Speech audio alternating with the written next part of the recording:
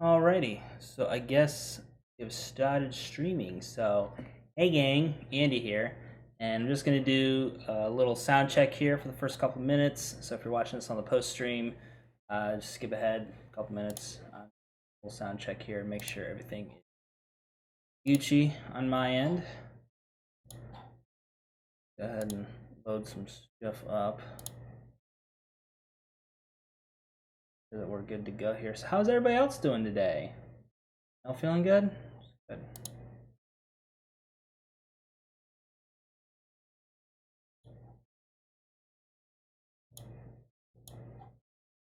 Go ahead and make sure everything is you, and then we'll carry on from here. Go ahead and make sure everything is you, and then we'll carry on from here. All right. Oh, hey, what up, Chris? How you doing?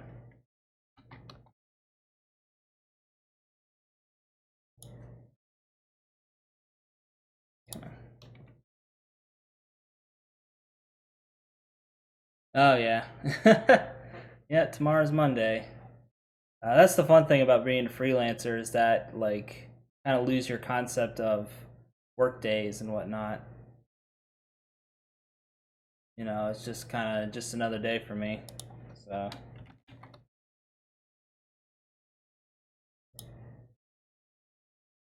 nice, nice. I'm actually going to be starting up class here next week.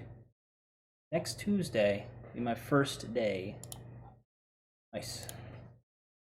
I'm going to be starting up on Tuesday, and then I won't. The way I have it set up for this semester is I won't have to go to class. I won't have to actually like be like physically on campus except for twice a week. So I feel pretty good about that. Looks like chat and everything is going good, so that's good to hear. Twice a week. So feel pretty good about that. I'm a little iffy about the noise reduction because I kind of got that going right now. Just a sec. Noise gate, that's fine. All right, so we'll turn off noise. They call it noise suppression on OBS. But it's basically just like noise clamp and shit like that. So see how that sounds. Noise. They call it noise suppression on OBS. It's basically just like. Oh, that sounds way better. Okay. Let's see. I'm gonna be studying like uh, media production.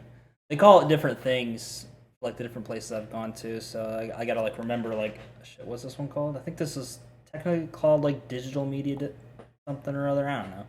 Basically the same shit I was doing before. Yeah, there you go. Gotta keep the learn on, baby. Now, there's nothing wrong with taking summer courses, and for me, in my particular case, I kind of have to because this semester is what my grades are going to be based on when I apply for the school that I want to go to. So I got to make sure I work my fucking ass off, basically. Um, right now, I'm just setting up my.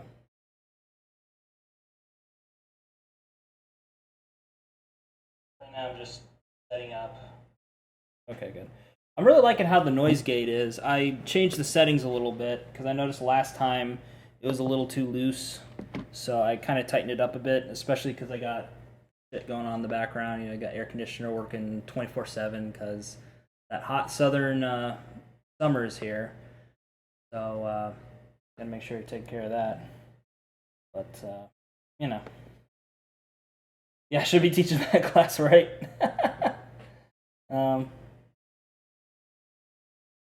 yeah, for sure, man. Like, that's the big thing. You know, it's just a lot of the well, the whole reason my GPA was in the shitter. You guys been following my vlog for a while. It's just because I wasn't really taking care of myself, and I was just kind of by myself. So I mean, now I'm staying with my brother, so staying here until I move out to Japan. So that way I don't have to worry about rent or anything like that, and help around the house and do what I can here. So that's gonna help me save up for Japan because that's the thing. Like the GI Bill, I mean, yeah, it's gonna pay for everything once I get to Japan, but I have to get to Japan.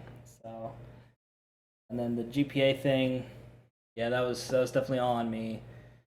Uh, but I needed to take a break at that time, kind of figure out what I really wanted, because I knew that I wanted to go back to Japan eventually, but I figured like I just do what everybody else was saying and like just get my degree in the states and then apply for a job teaching English to the kids when I graduate. But, I don't know, man. It's hard for me to readjust to American life, and it just doesn't really resonate with me anymore. I'm not gonna get political or anything like that. It's nothing like that. I mean, that doesn't help, but it's mostly just cultural stuff. I just, I just like being in Japan, basically. Oh, the GI Bill. That is, um, if you join the U.S. service, military service, um, and you get out honorably, get an honorable discharge, then you get what's known as a GI Bill. That's basically free education benefits. So, if I were to go to, the schools I've gone to before, usually I'd go to public schools because the tuition stuff's cheaper. If I would go to a private school, I might have to pay a little bit of it because the GI Bill only covers so much. I mean, it covers a generous amount, don't get me wrong, but I figure I'd just go to public schools because really, I just need the paper. I don't really need the prestige of a university to carry me through to the next job. You know, I just need the paper to give me a work visa to be in Japan. That's really all that matters to me as far as college goes. Like when I first got out, I wanted to get back into the major that I was going into when I first started college, which was management information systems, kind of like a cross between computer science and business management. You have to come back to U.S. on the summertime. You have to apply for some. Oh, yeah. So in order to keep my student visa, I would have to, be continuously applying to classes. So I'd have to be enrolled throughout the year. Otherwise, I'd have to come back to the states. Like, say if I wanted to take the summer off, I would have to come back to the states in order to do that because I'd lose my student visa. And as far as like reapplying, I don't really know how the process goes for that because I've already obtained one. So I would assume that it would be a lot easier. But I don't know if I'd have to like pay for a new student visa if I were to go home on summer break or whatever the case. So I figure for me, it's just easier to be enrolled year round. Now, the university that I want to go to is pretty generous as far as break times and stuff. So, I mean, in addition to the holidays and stuff, and Japan has a lot of holidays. Don't get me wrong. So, in addition to that, and maybe in-service days or whatever other gimme holidays, um, you also have basically like a month off in between semesters, essentially, which is good for having a break, but you really have to be mindful about how much you spend and how much you save, especially if you're on the GI Bill. So that's something I really have to, um, keep in mind, especially being overseas. Now, being back here stateside, like if you're, you know, even if you're enrolled year round, there is a little bit of a break, but it's usually not that much. Usually the ones that really get me, because the thing with the GI Bill is you're only paid for the days that you're in class. So like it's kind of the opposite of how most college students are. Like most of them kind of live for the break period, but for us, like the break period is the worst period because you're not getting paid. So unless you have substantial savings or you have like a job or something lined up. In my case, freelance work, there's that, which I'm learning more about as far as like tax situations go, because that's something I'm really concerned about. Moving to Japan is how much I have to worry about tax wise. But I watched Dogen's recent video. It's a long fucking deep dive, like an hour plus, about dealing with finances in Japan, and I'd highly recommend it, especially if you're looking into more like stocks and bonds and that sort of thing and stuff. But he also goes into a little bit about doing freelance stuff, having multiple streams of income. I think you should make like a dedicated video on it, to be honest, because like most of it is stocks and shit like that. Which, as Americans, I didn't realize how much we get fucked in the ass when investing in international stocks. So, so that was interesting. Um, oh, you were an IS? That's neat. Oh, the army. So okay. Guess the equivalent would be an IS. Yeah, and you just get married to a Japanese girl. you know, Funny you should mention that, Chris, because that is actually um, something I'm going to be looking into, and not just for the visa. I want to point that out right away. Not just for the visa, but it's another reason why I want to go out to Japan. It's not something I've really talked about all that much because I don't want people to think I'm just going over there because I got the yellow fever. I got to get me them hafu babies and shit like that. But as Tikio Sam would say, at the end of the day, um, I'm 33 years old, um, and I think you know kind of time I start looking more into what the future is going to hold for me. And I've been single for pretty much my whole life. Essentially, I've had little you know brief stints here and there, but nothing all that serious. But I do want to settle down, starting a family, especially as I get older. The thought of having kids, is a bit scarier. You don't you don't want to worry about like something happening or whatever. I mean, it's worse for the women as they get older, but for men, there's also worries that I don't want to get all all into it, but I figure might as well get that started while I can. I don't want to be, you know, the old fuck when I'm going to my kid's graduation. The walker like, huh? You know.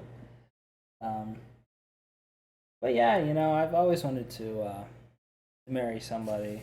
I've always wanted that married life, but I've put it off because you know, A, I didn't really know what I wanted, and B, um, I just had dreams and aspirations and stuff that I wanted to see through and not have to worry about providing for somebody else. I just wanted to see it through as best I could and not be locked down into a dead end job just to provide for my family. And it felt like, it was the responsible thing to do to not have kids at this time. But as I've gotten older, I've gotten a little more um, warmed up to the idea of having kids, and I definitely want to pursue that out in Japan. I was gonna say, yeah, exactly. Because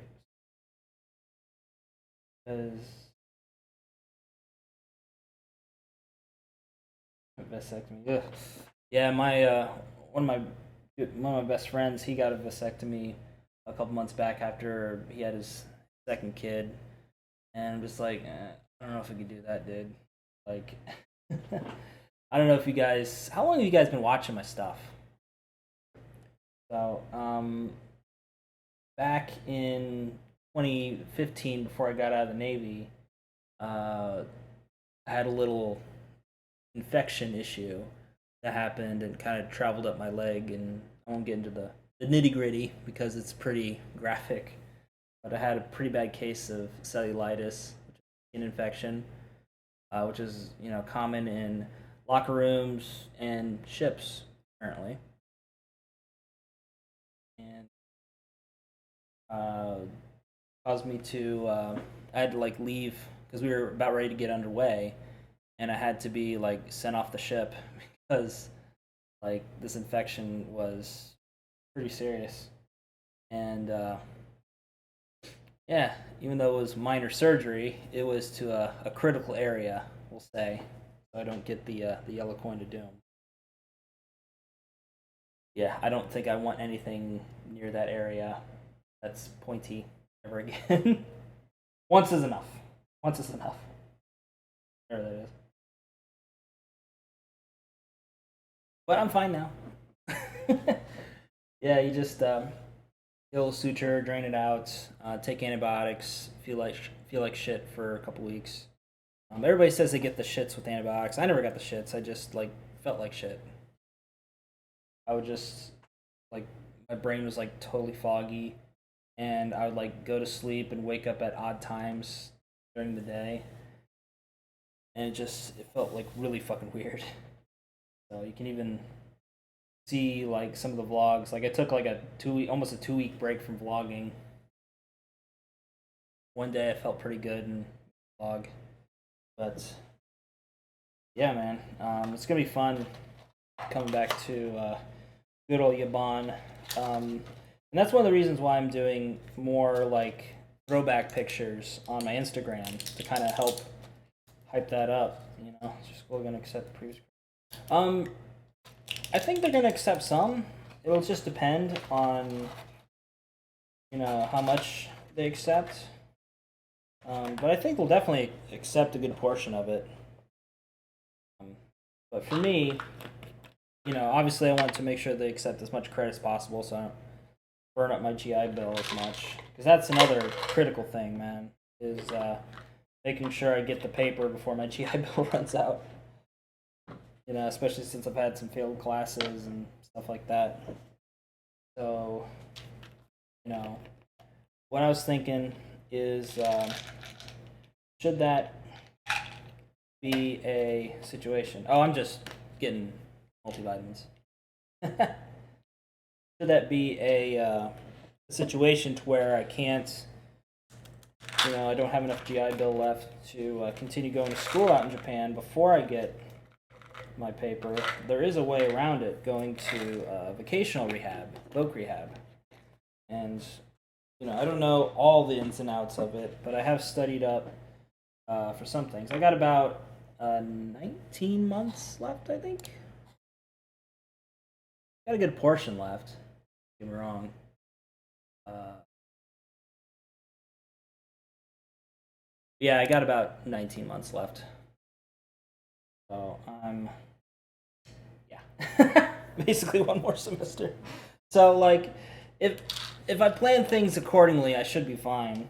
I might have to take a couple extra classes here and there, but I should be okay. Just the problem is continuing to do well in class, getting the right credits, all this kind of stuff. Um, Looking back, I should have clept a lot of classes. I didn't realize like how much shit I could have saved by just clepping classes. So I should be able to get my degree with the time I have left. But should that be an issue, apply for voc rehab. But the thing with voc rehab is they do give you a housing allowance, but it's about half of what you get on the GI Bill. So unless I'm like killing it with my freelance income, um, I'll have to go back to the states to graduate. But I know some schools have a thing where if you complete like a semester or something like that abroad, and like they give you like a discount for New York citizen. Yeah, right on. Yeah, I mean, it is what it is, man. So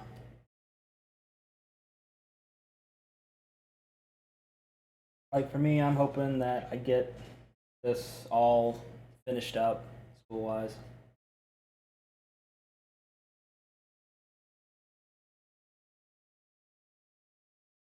Find me somebody out there. Yeah.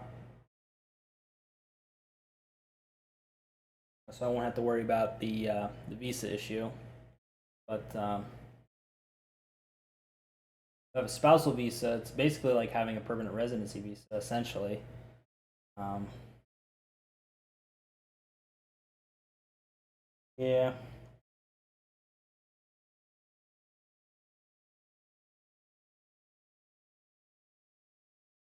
New York's fucking expensive. I will say that. People think LA is expensive. New York's way worse. And it's not even as nice of a place to visit unless you have the money. If you got the money, then yeah, it's pretty fucking nice. If you don't then rats and cockroaches. So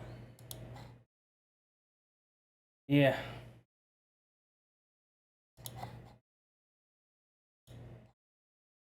so that's why I'm hoping that my freelance stuff really takes off, so that way, um, I think you can do.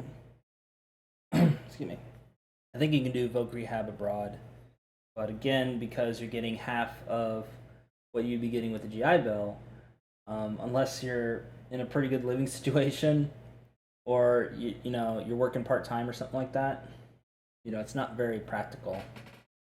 So it's a possibility I might have to move back to America to use voc rehab and then come back to Japan. But like I said, I got 19 months, so I can definitely keep going with it.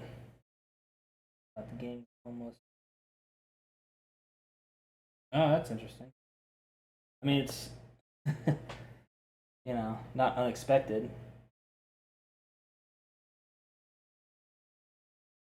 Things considered, but yeah, that's oh shit. My bad. So anyway, yeah, I haven't seen any of the videos on it, but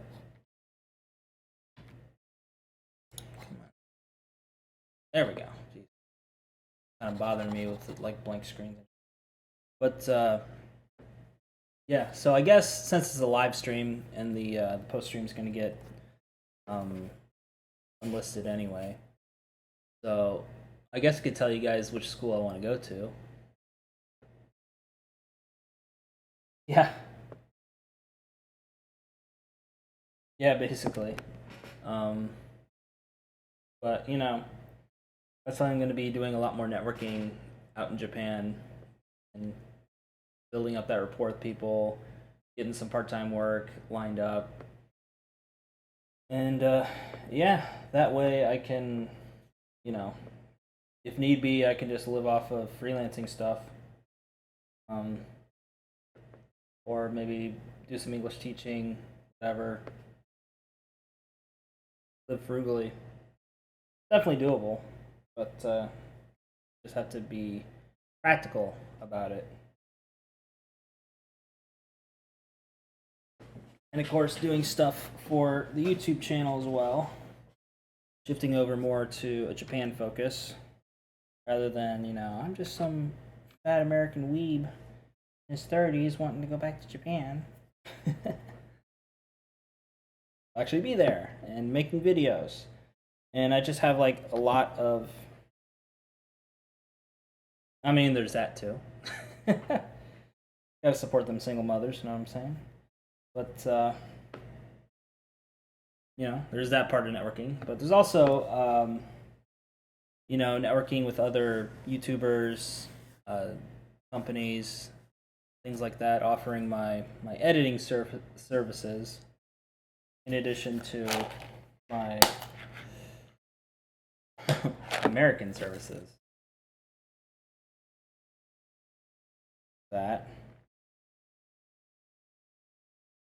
But, you know, it's just amazing to me, like, how much I was able to do with just the limited amount of networking that I did while I was out in Japan. Because, like, I really didn't do all that much. Like, I basically just hung out with people during the YouTube get-togethers, like Hanami, the summer get-together was a big one, uh, stuff like that. So did a lot of networking events that way, and you know, there's a lot of different companies, networks, and stuff who hold kind of higher, more official get-togethers. So I think it'd be a lot of fun to go to those. Oh, is it? Well, it's probably just because of the noise gate. I got like the fan and shit running. No, I didn't open the window. I didn't fuck with anything. Is it weird? Weird. No, I didn't open the window. I didn't fuck with anything. That's fine to me. Unless it's just been a weird little something. But no, I didn't open it. Yeah. So, in today's stream, which did I name this? Okay.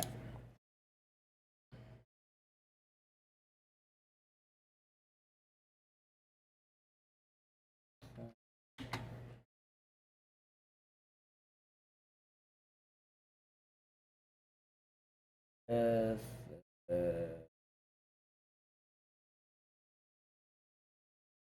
just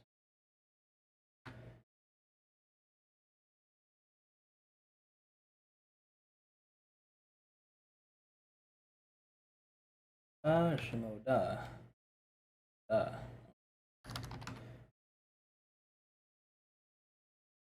Okay. There we go.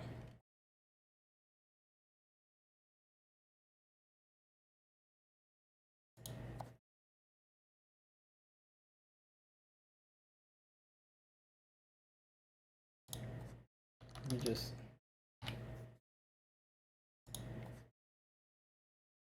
There we go. Okay. Now we changed all that stuff in the description and shit. Teaching in Japan, those mofos tax foreigners like 20%. Yeah. Yeah, that shit's fucking redunk. But thankfully I don't have to worry about getting double taxed. So, you know. But yeah, that's pretty shit. So again, networking. Don't have to be the fucking dancing white monkey. Let's English. Yes, this is a pen. Aha, how are you? I am fine, thanks. Let's English. You know. Fuck yes. My father.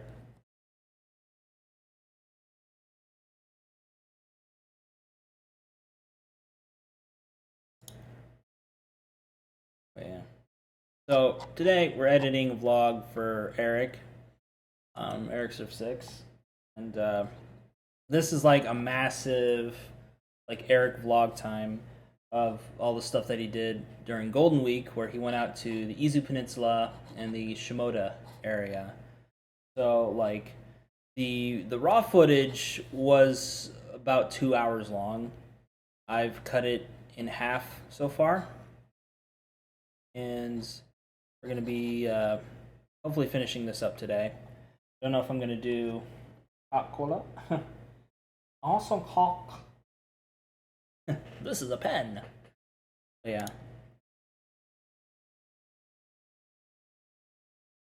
Let's see. Now I'm gonna be editing on the side of brevity because again, trying to, you know, shorten a lot of stuff. So there's a lot of material that's gonna be left on the cutting room floor, sadly. So I can get this. Ideally, I want to get this to 30 minutes or less, but at most 30 minutes. Unless there's something just super compelling that I need to get in there. See, look, she comes to put away the bed. Isn't this nice? Look at this. She puts away my bed. How cool is that? And then she's gonna bring breakfast. Okay. See, look, she comes to. She comes to.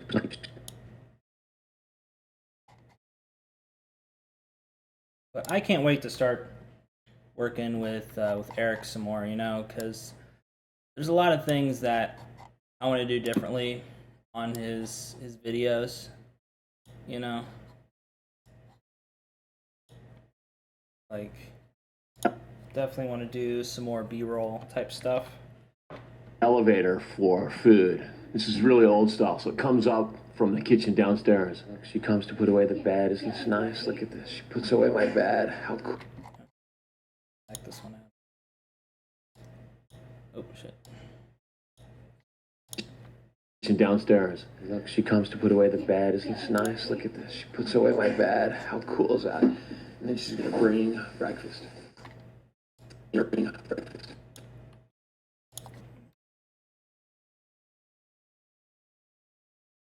Yeah, if you guys got any like Japan questions or something like that, or editing questions, whatever, just leave me a little something something down below in the chat. Because I got got the chat up on the side here on my phone. Kind of my ghetto second monitor, but you know. Ohayou gozaimasu. Oh. Oh, thank you. Oh. Oh shit. Ohayou gozaimasu. So, knock. This is gonna be quick. But yeah, usually what I do is, transitioning between scenes, I like to add the additive dissolve. And then if it's kind of like similar scenes or whatever, if I just cut out like a really long pause or he just kind of gets into a rambly bit, then I just like don't have a transition. Breakfast. Ohayou gozaimasu. Oh. A little bit of space. This one kind of is what it is. Do we see the escorts come in? Maybe. Find out. I haven't watched all the raw footage yet, so it'll be a surprise for me too. But what do you think TC Learn will upload their previous offline event? Oh, I have no clue, dude. Now, I do have some gripes about TC Learn actually, and I don't know quite how to say it to them because like I don't want to come off as like a hater or like, oh, he's just talking shit about Tokyo Creative and Chris O'Connell, all that shit. Like, I do want them to do better, and I want them to present a product that people will be willing to pay like, $10 or $6 a month for, and yeah. Emphasis on raw. Yeah, absolutely. So with them, how they got it set up now, because like the whole concept of TC Learn was to have both TC staff and like the influencers and stuff like on the forums and interacting with people on a more regular basis because it's like the premium feature, my comment might get answered by Charla in Japan or Chris Broad or, Aki Dearest or Joey the Anime Man or whatever, but I've yet to see them once on that board at all. Like they don't even have the courtesy to do like an AMA or something like that, or live streaming with certain creatives where you can ask them questions and stuff. Like they don't do any of that. Yeah, Elise. I think it's how you pronounce her name. It's Elise.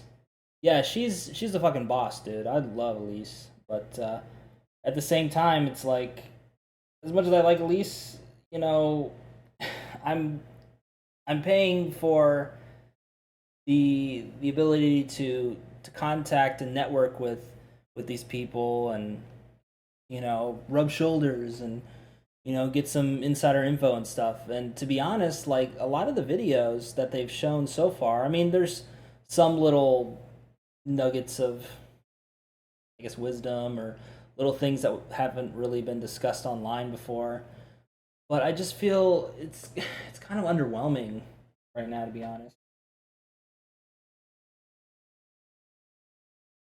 Yeah, I haven't watched any of the Jake and Bake ones because I don't really have an interest in doing the IRL live streaming on Twitch or anything like that. I was just I there's like so many things that could go wrong after seeing a lot of shit happen with Andy Milanakis and with Tikio Sam. I'm just like, I don't want to really do that. Like if I want to like kind of maybe set up shop at a certain area and just kind of live stream and stuff, and fine. But I don't want to like go out and about and live stream because that's a little too much for me. But that's just my own thoughts. Like if you like live streaming, want to get into it, I think it's fine. I guess a lot of room to grow the concept. Yeah, exactly. Like I wanted to be, you know, at kind of like the ground floor as far as like what was going on with it, because I think that they do have something really awesome. Like the concept of it is really good, but right now it's still very early. Like they've only been up for like what 2 months now, 2 months, and yeah, for sure.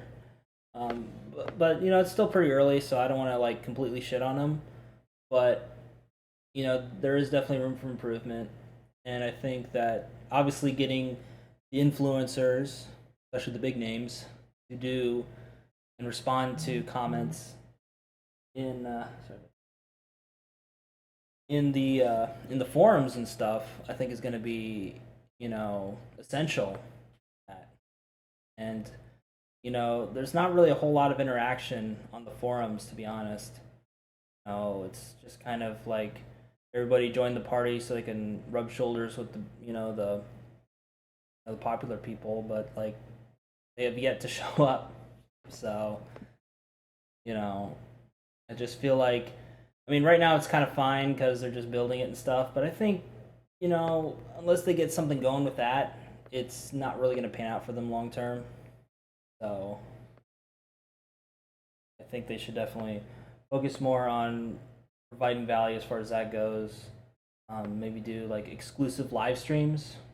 That was the whole big thing. Like they wanted to do exclusive live streams, but so far they've only done one, and it's been public. They put it on their own Tokyo Creative YouTube channel.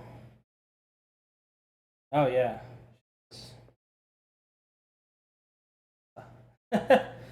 So yeah. Um, yeah, definitely got to do exclusive live. Basically, just do what they advertise to do. Have the top creator, well, just the creators in general. Like, not even just the top creators. Like, I have yet to see anybody from Tokyo Creative who's not staff. I'm not talking about like Ian and Elise and whoever else. Those are the two that come to mind. I'm talking about like the faces of Tokyo Creative. I've yet to see any of them interact with anybody, any capacity really. I think I may have seen Chris Okano, but that was just like in site updates or something like that, so it wasn't really significant. But yeah, definitely just do what they advertise to do. Have interaction with the top creators, do exclusive live streams, and obviously exclusivity to Tokyo Creative events. I'm not in Japan right now, so I can't really partake in that. So I don't know how that's going. But and then they got these contests and stuff, which I was kind of annoyed by that because I just finished my video for the contest. It's not my best work, but considering the footage I had to work with, it is kind of the best I could do. But there was like no upload button, no submission button, no like put your link here type thing. It just you go to the page and it's like starting May 1st, or was it April 1st? It was May 1st. Start sending in your submissions. Where? you know, they made it sound like they were gonna have like an upload feature or something like that. Uh, but like nobody knows right now. So like the only house tours I've seen where it was mine and this other dude. He's from Finland, and I think he did a really good job. I thought his house tour was really interesting and just very. I don't know. It's got that nice clean look. This place does. I've never seen a Finnish household before, so it's pretty interesting.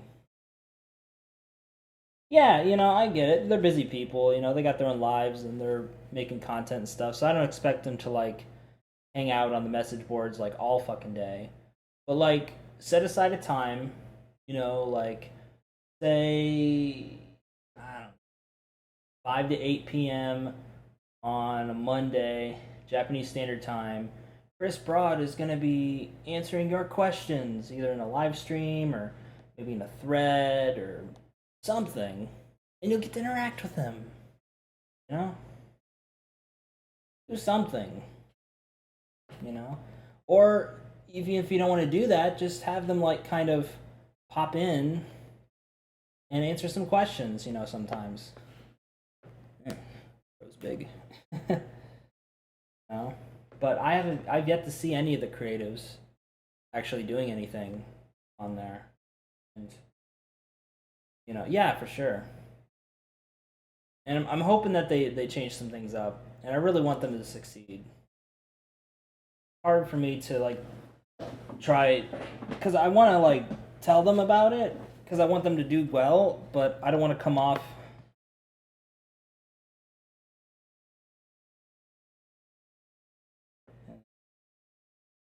Yeah. Oh no, it's fine. It's fine. This happens a lot. but yeah, I mean, I don't know what their issue is. I don't know if it's just my guess is it's probably a communication issue. Like they promised something and they haven't really like scheduled anything out. But yeah. So, and again, it's really too early to tell for sure. But I'm gonna give them another month, and if I don't start seeing improvements with it, I'm just gonna unsubscribe because, like, you know, basically right now, from what I'm seeing, yeah, exactly, like Golden Week. So I gave them the benefit of the doubt. Like everybody's like hella busy on Golden Week, especially content creators because they got to get out there and get their shit in because like they're like off that whole week. So gonna be out and about doing stuff or just like relaxing and taking it easy. So, that's fine. So, but again, I'll give him another month, and if I don't start seeing improvements, I'm just gonna, because I got other things to spend $10 on a month. I'm just saying. Green breakfast. おはようございます。おはようございます。おー、美味しそう。おー、Ooh. Okay. And おー、美味しそう。there we go. I was worried about the. おー、美味しそう。おー、ナイス。Okay, so I get that going. Yeah, and they're planning on bringing on some more creatives, so I'm hoping maybe they'll have some time to answer questions in there. And I want to like address this with them. Yeah, Tembo. Yeah, yeah, exactly. And fucking Netflix, like, actually, I'm on like the free trial because they sent me like a thing in the email. An email. I was like, please come back. I'll give you a month for free. And the only reason I did it was to watch Gabriel Iglesias' newest special, which I fucking laughed my ass off at.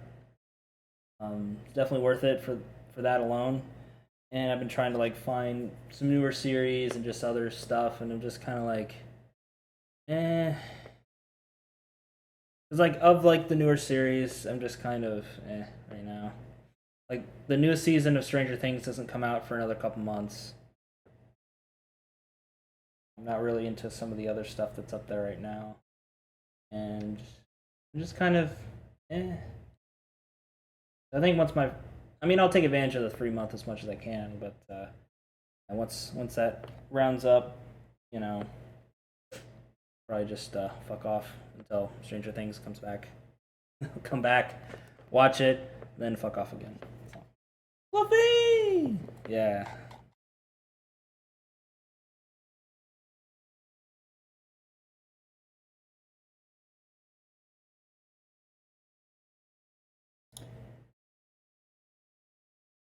And just the one I liked the most from that special was when he was talking about what's his name, Vicente Fernandez, like as a as a white dude from Ohio, like I had no clue about Vicente Fernandez, but just hearing that story and like how important he is, and he's Mexican Elvis and all this kind of stuff essentially, and like it was like an incredibly heartwarming story, but it was also like hilarious too, and I really connected with that one the most. It's like I was listening to some of his music and following him on Instagram and stuff like that. You know. So here it is. Yep. So here it is. Here's breakfast. This is the. Okay.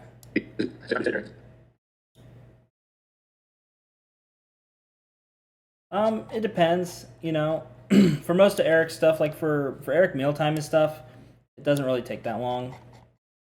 Because that stuff's pretty cut and dry, pun intended. But for this, even if I wasn't live streaming it, it would still take me a while.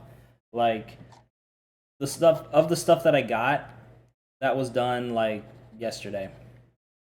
But usually for me, like the beginning is always the hardest because like I want to make sure it's cut just right, and to like, kind of get a feel for what the video is gonna be. Because I have that. I don't know if this is an actual editing method, but it's kind of something I noticed subconsciously. How a lot of people do their videos is they do the tight and loose method. So they make like the first, say, third or first quarter of the video really tightly edited. So it's very, very well cut, and it's very flashy and all this kind of stuff to kind of lure you in and make you watch the rest of the video. And then as you progress in the video, it kind of loosens up a little bit. So it's more of like just kind of hanging out with your friend, and it's less like quick cuts and flashy B-roll and all this kind of stuff, and just kind of more relaxed. So I tend to do that with Eric's videos as best I can. I'm only able to do what I can with the footage that I'm given, which is another reason I want to go out to Japan so I can do camera work with them and get some good ass B-roll and shit like that. So. The 1st of May, there's going to be a new emperor, but this video is going to. So here it is. Here's breakfast. This is the main event right here. This is from last night. So this is the ebi miso. Oh, look at that. Oh. Yeah. All kinds of good stuff here. Oh, this is deluxe. Look at all the fish. Oh, natto.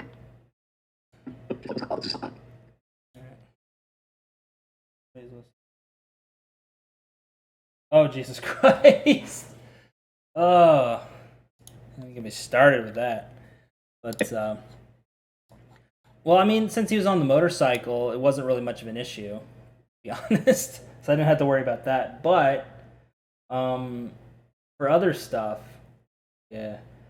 I mean, it was mostly, not really so much the out of breath stuff, but it was, like, he would often lose his train of thought. And for TKO rants, like, I just kind of let it go as much as I could, unless he like really lost his train of thought, or he just told me in the video cut that part out or whatever. But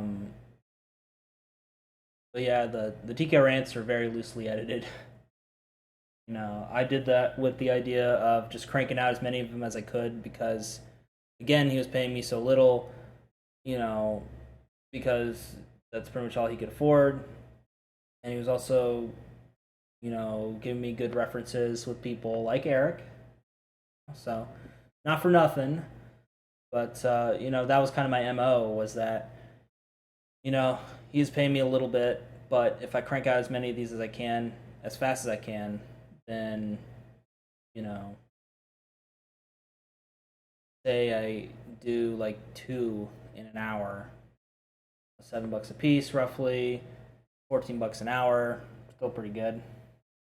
Yeah.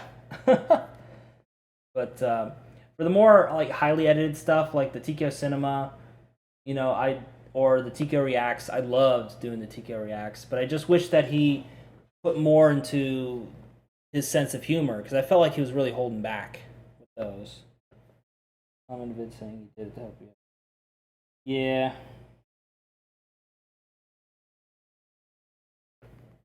Yeah, basically. And I mean, to be fair, like, you know, he did offer me a low amount for, you know, those videos and stuff. And like when I was first starting out, like really, I didn't really know what I was worth as a video editor because I had no experience.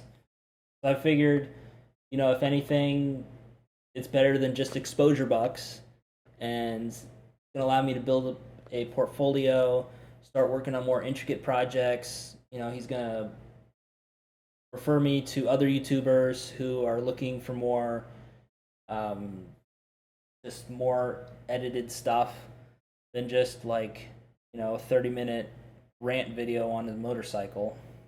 You know, so yeah, help this broke ass. Yeah, uh,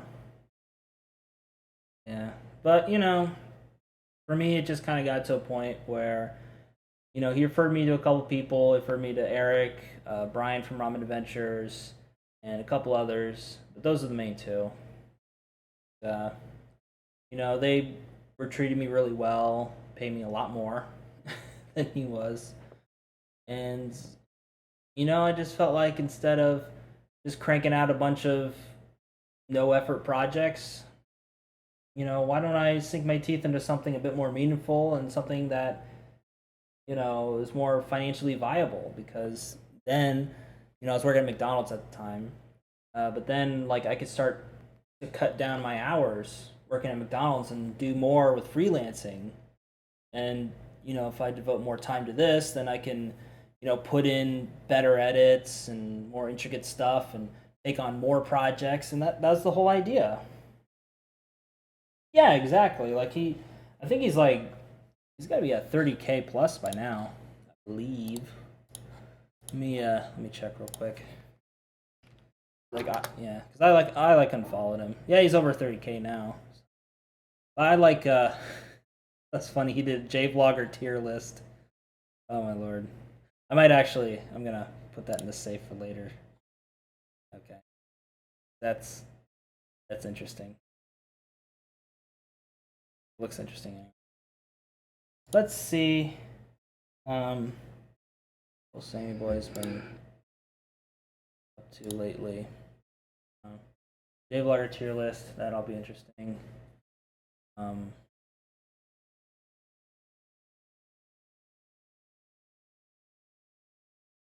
Thumbnails are kind of hit or miss, to be honest.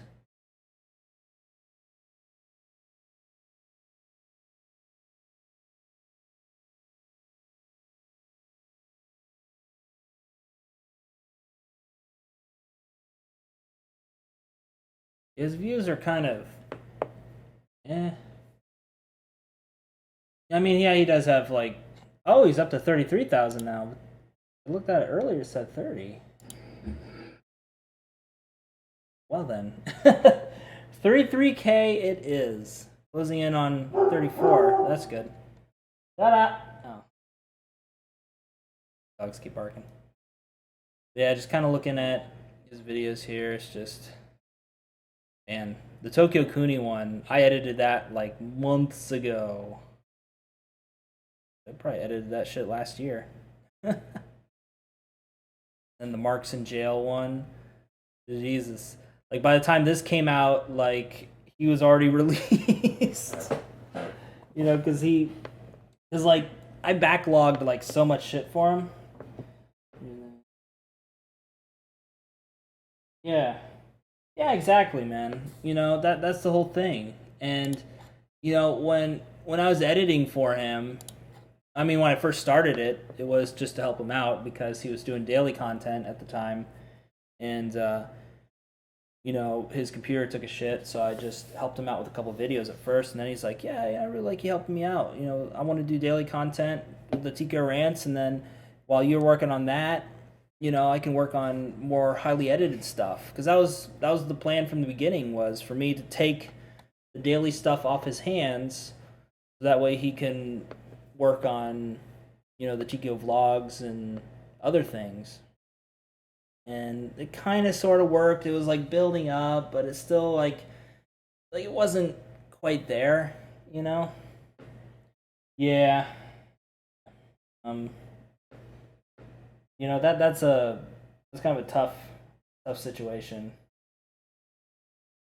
and I only know what I know. But I can definitely tell you that as much shit as Tico Sam gets from people, he does care about a select group of people. He is very caring of people. He just, you know, it's kind of hard with him, man, because I don't want to use the word sociopath, but because it's overused nowadays. But I think there might be some issues going on in the old head brain of his. Um, I don't know exactly, but I always felt like he was like using people. You know, like, but he does care about people, but to what extent? Yeah, it could be that too. He does say that he has ADHD and he can't get medication for it in Japan because it's psychoactive and you can't have that. And they don't exactly have a good mental health system out in Japan anyway. So, but I always felt like he was using people to some extent. It wasn't like completely overt, like oh my god, he was using that person, but like it was just kind of subtle. Like when I was stationed out in Yokosuka and I first met him and everything, there'd be times where like I'd get him stuff from base, and I'd just do it to be a nice guy, like just get him some bagels and cream cheese and condoms, as you do for a friend. But yeah, I'd just get him some stuff from America, bake black beans and shit like that, and he'd pay me back, of course. But I just get that stuff just to be nice, just to be a friend, pal, you know. And there'd be times where he like asks for stuff on a frequent basis, and it felt less like me doing something nice for a friend and more like me going on fucking grocery runs for somebody. And I don't know, I didn't really pay attention to too much to it at the time because I figured like it's kind of weird, but whatever. You know, I just figured I was just taking shit a little too seriously.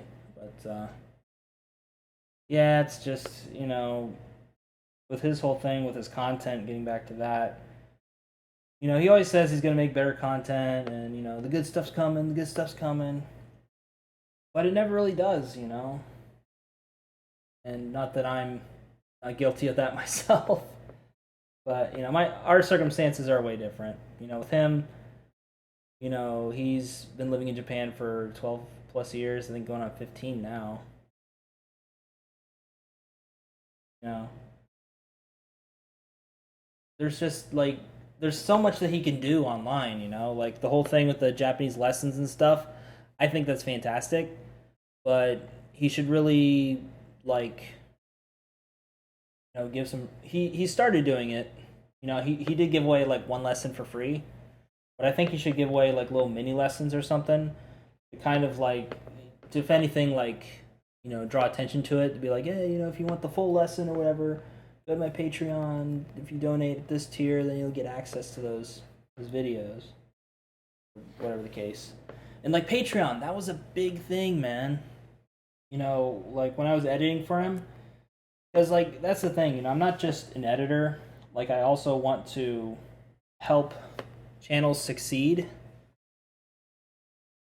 So like I would make suggestions for him, like because this whole big thing with Patreon was the tours that he would do. He would do like weekend tours and stuff like that, and he was making like really good money off of those tours, like pulling in several thousand, like beating out Give Me a Break Man on a consistent basis level. If you asked him for help in Japan, he went up.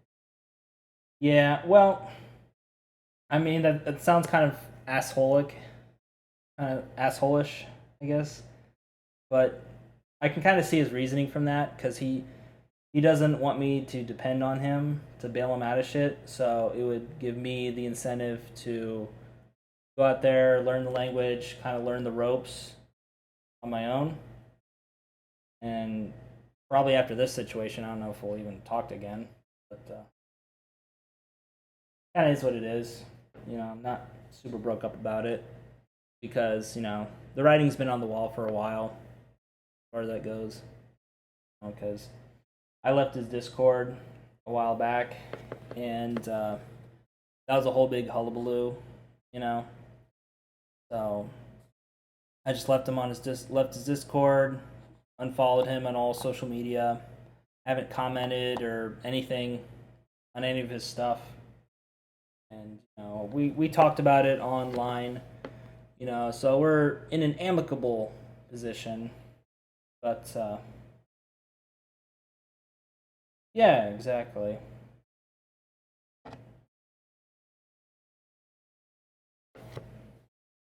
And that's his thing, man. He just doesn't want to. I don't know. He has serious empathy issues. I think. If I were to like point out one thing or another, it would definitely be empathy.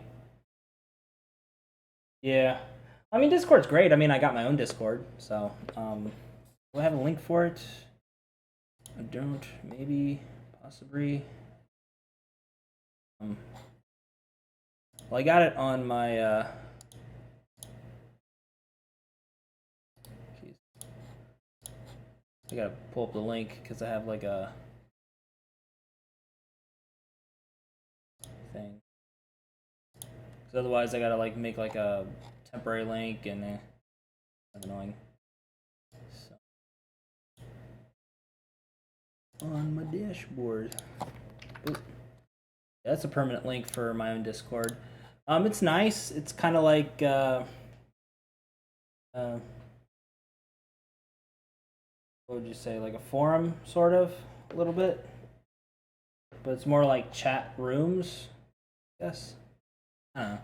I like it. I have one of my own, and you know, I got a good amount of people from Sam's Discord actually that follow me on there. So you know, but basically, man, like you know, you have to. Yeah, basically, that's one way to put it. It's like group MSN, but better. Shit, man. MSN, that takes me back, dude. I remember having to like download MSN, AIM, Yahoo Messenger is where I got started. Like I was on Yahoo Messenger first. I was in high school, and like some girls that I meet online are like, "Do you got MSN Messenger?" Like, what's that? Oh yeah. Well, for that random fourth person, you know, I put that Discord link in there. Whoever that is. But yeah. Did it actually show up in Discord? I don't think I might have.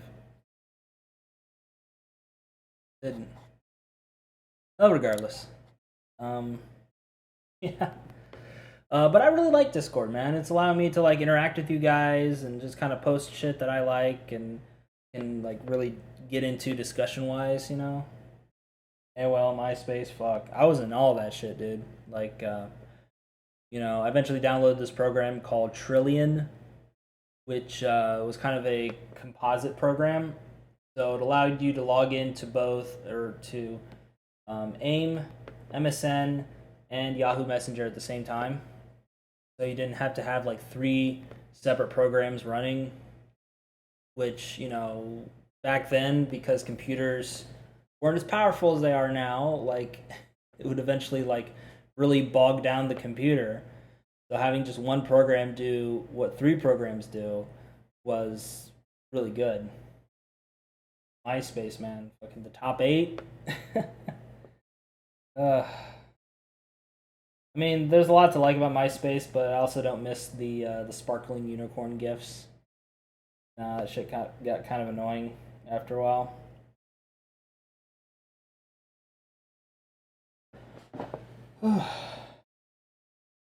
But it was a simpler time, I felt like, the internet before it became super mainstream was, I mean, it could be a really shitty, dark, like dangerous place. Yeah, exactly. Um, but like my parents, when they finally got internet in the house, which took a minute, um, they got DSL. Thank God. So I didn't have to worry about like, get off the phone. I'm trying to get on the internet. But I did at my best friend's house. Whenever we would try to get online, like his parents had the 56K connection for like the long. I think that they like recently got an upgrade. Like within the past couple 2 or 3 years, they might have upgraded to DSL or satellite or whatever they got now. But like until that point, they just had the 56K. And holy shit, man! And them nudes, yeah.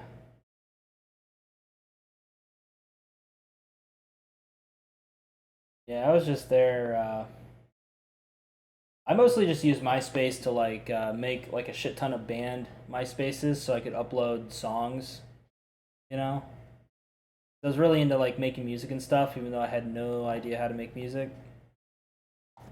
So like I had like three or four different MySpace bands because they were just like concept stuff. Like I had one that was supposed to be like an anime music cover band. There was ODK, which was my friend's band. Band, I use that term loosely. But just talking about random shit. And yeah, man.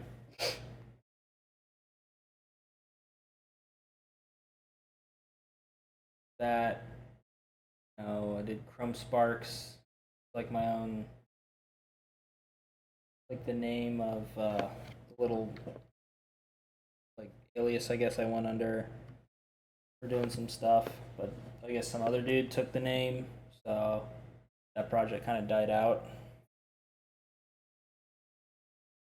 That name was just something I put my riff ideas under. It wasn't just me doing it. And I wanted to like make songs and stuff, but it wasn't really too. Yeah, once I got more into kind of what I do now through like Zanga. Like my friends when we went to college, they started up a Zanga and started blogging. And that was my first like real taste of blogging. Or then like I had like an Angel Fire, or no, not Angel Fire, but a GeoCities website, and it was mostly to put up like Yu-Gi-Oh card descriptions and shit like that. Talk about the video games and things, and like I would update it from school and everything. Uh, that was hard, like meeting that 10 megabit limit the site could hold at the time. Maybe it was 15. Either way, uh, those were rough times. But once I got into ITT Tech after I graduated high school, one of our projects was to design a website, and I just did my own website. Like I designed it, did it for a class project, and eventually like decided why not just get my own website, and then just did it that way, and I've had it ever since.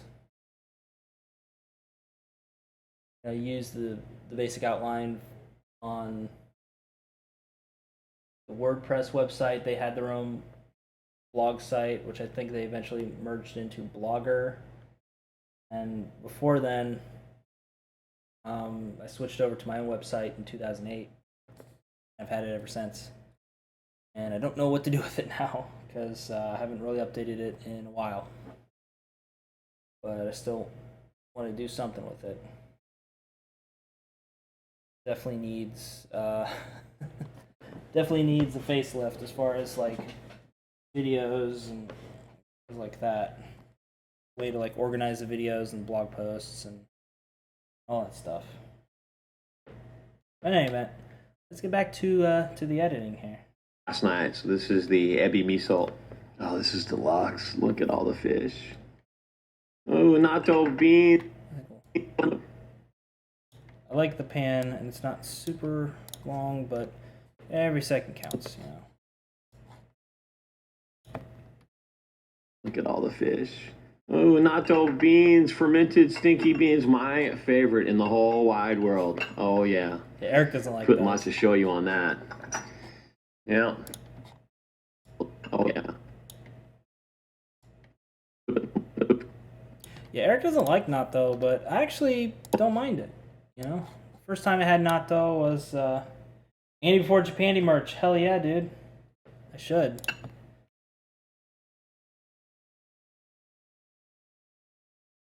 Although I'll probably wait till it's actually Andy Japandy and do it that way. I got to get like an intro or something going with that once I get that all started. I don't know what to do with that.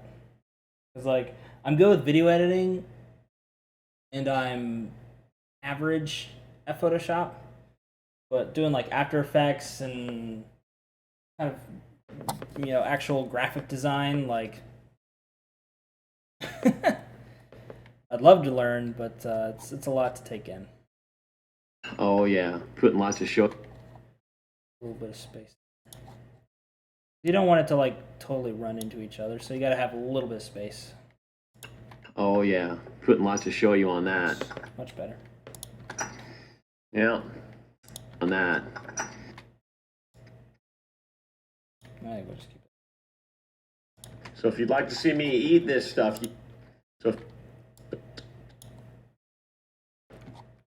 Okay.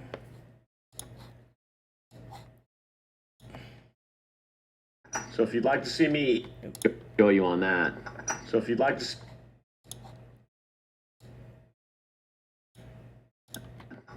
So if you'd like to see me eat this that stuff, worked out you guys, perfectly. you gotta go over to the Eric Meal Time. Oh, that's like. So if you'd like to see me eat this stuff, you guys, you gotta go over to the Eric Mealtime show. That's right. Yeah, because I'm really busy today. Eric Mealtime show. Really busy today. I'm really busy today. I got a bunch of stuff I got to do. I got to go fly the drone, and then I got a bunch of editing stuff I got to do this evening. And it's Golden Week, so I scheduled a whole bunch of shoots and stuff like that. And we got a new emperor. That's right. As of today, we got. It's amazing. Today? No, not yet. The first of May. There's going to be a new video. Is going to come up a little bit after that. So anyway, that's it. Bon up. All right. Well, we'll just cut that. Because, you know, I don't want to date. There's a couple spots that kind of date it a little bit, where I include a little, you know, newspaper clip of the Reiwa New Era.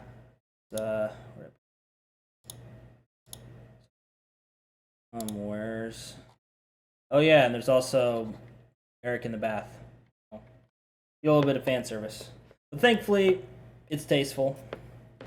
There was, so you don't have to worry about seeing little dangly bits. That's about as close as you get. Really? Is that a fucking wig, bro? No.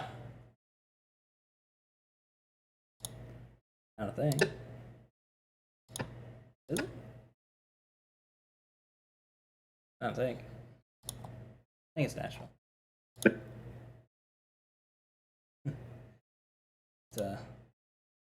okay. Anyway. So this is the progress that we made so far.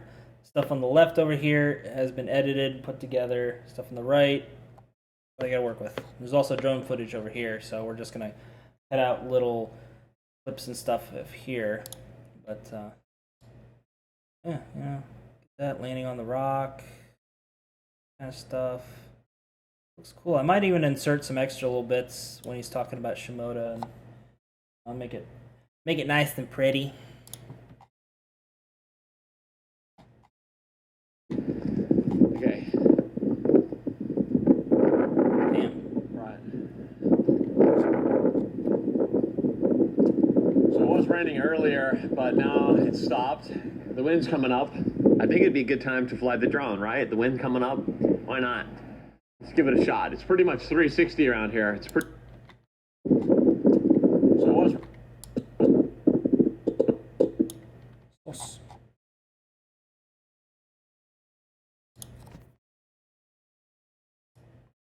This is probably the part where I'll put in some drone stuff. So. Mealtime show. So it was raining. Okay.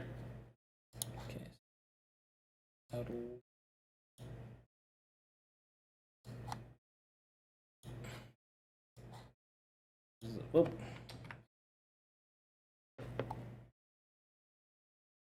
Oh yeah, for sure.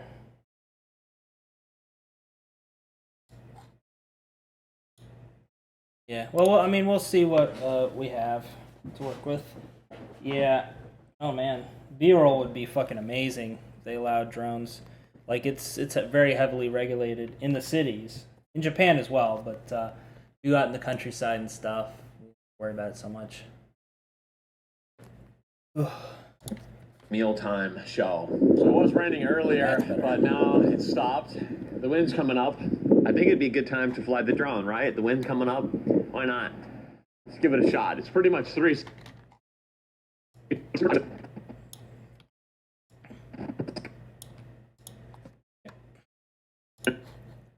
might be a bad idea, but we'll see where it goes. Not. Give it a shot. Oh shit!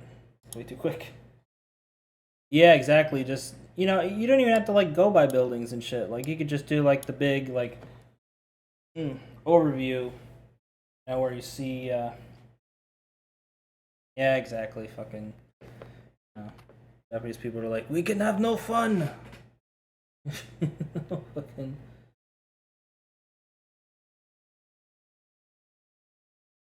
Anoshi wa dame. Basically. Why not? Let's give it a shot.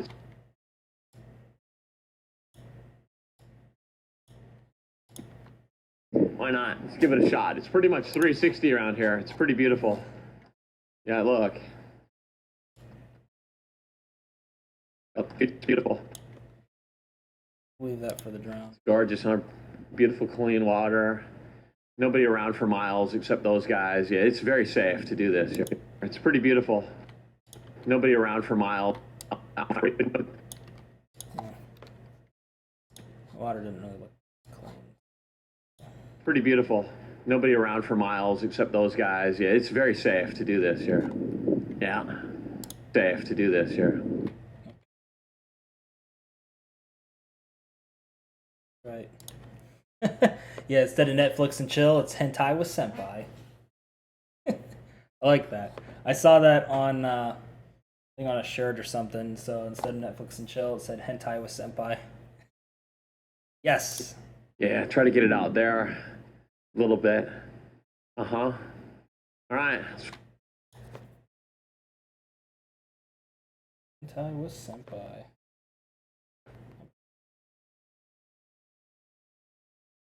Come on. Yeah, damn it.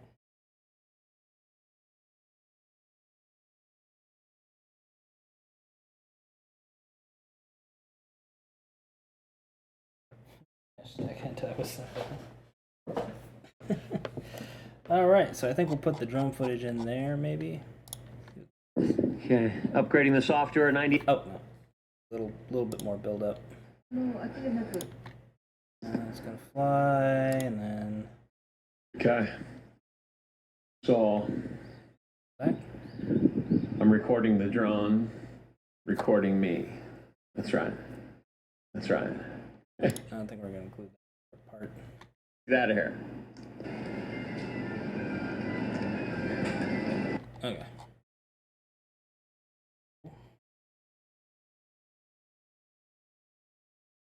Yeah. I don't think it's 2,500, but yeah, it's like 1,500 at least. Yeah, actually, it's funny. My stepdad lost his drone in the river, and the thing is, with he had drone insurance on it through DJI, but unless he got it back, he couldn't claim anything on it. So that's literally like I think he spent like $1,000 or something on it, just fucking gone. But had he been able to retrieve it and it was just water damaged, he'd be able to either get a replacement or like maybe a discount or something like that. Okay, upgrading the software 98%, almost there. Yeah, I haven't used it in a while. It's probably been 3-4 months. It says okay. Go fly. All right. I don't know if we're gonna use it. Too much wind rumbling noise. Really? Damn. That is. Yeah, the Phantom 4, I know that's at least 2,500 more. But the one he's got looks like a Mavic version. Oh, Mavic Pro. So it looks like the first iteration of the Mavic Pro. So that was $1,000. Probably less now because they got the newer line out. But still, like $1,000. Fuck, man. You don't want to be messing with that. Okay. So after 30 minutes of updating the firmware, the DJI Mavic Pro is ready to. Okay, so I think we'll include that part.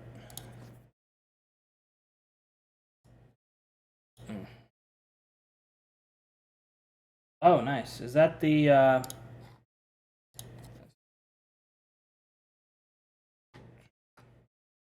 that the one with the zoom or the 1-inch sensor? Because they have like two of them. Yeah, I was thinking of a different version. Can I get?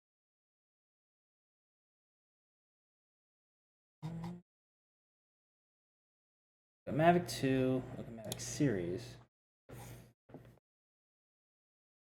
2 Air Pro Plat. What the fuck is that?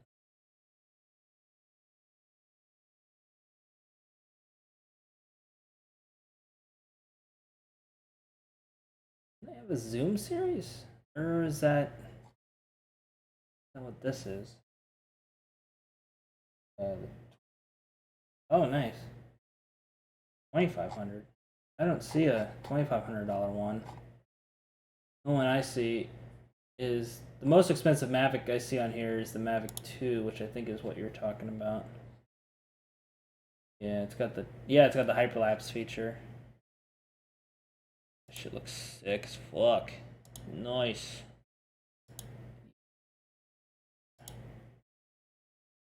I would love to have a drone. Yeah, 1-inch CMOS sensor, D-Log. Fuck yeah, dude. And it's like small shit too, so got that. The Mavic Air, which is I think it might be a bit smaller. Yeah.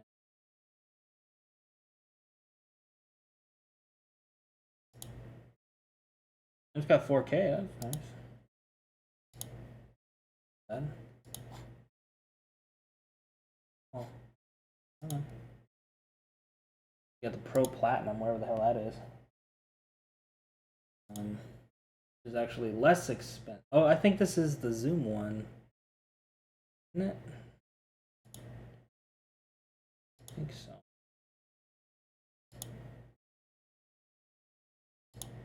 Pretty fucking baller, if you ask me. Is that the Zoom?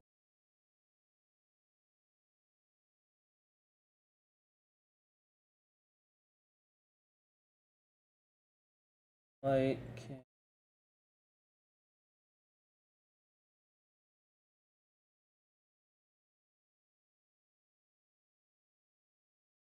Where was the Zoom one?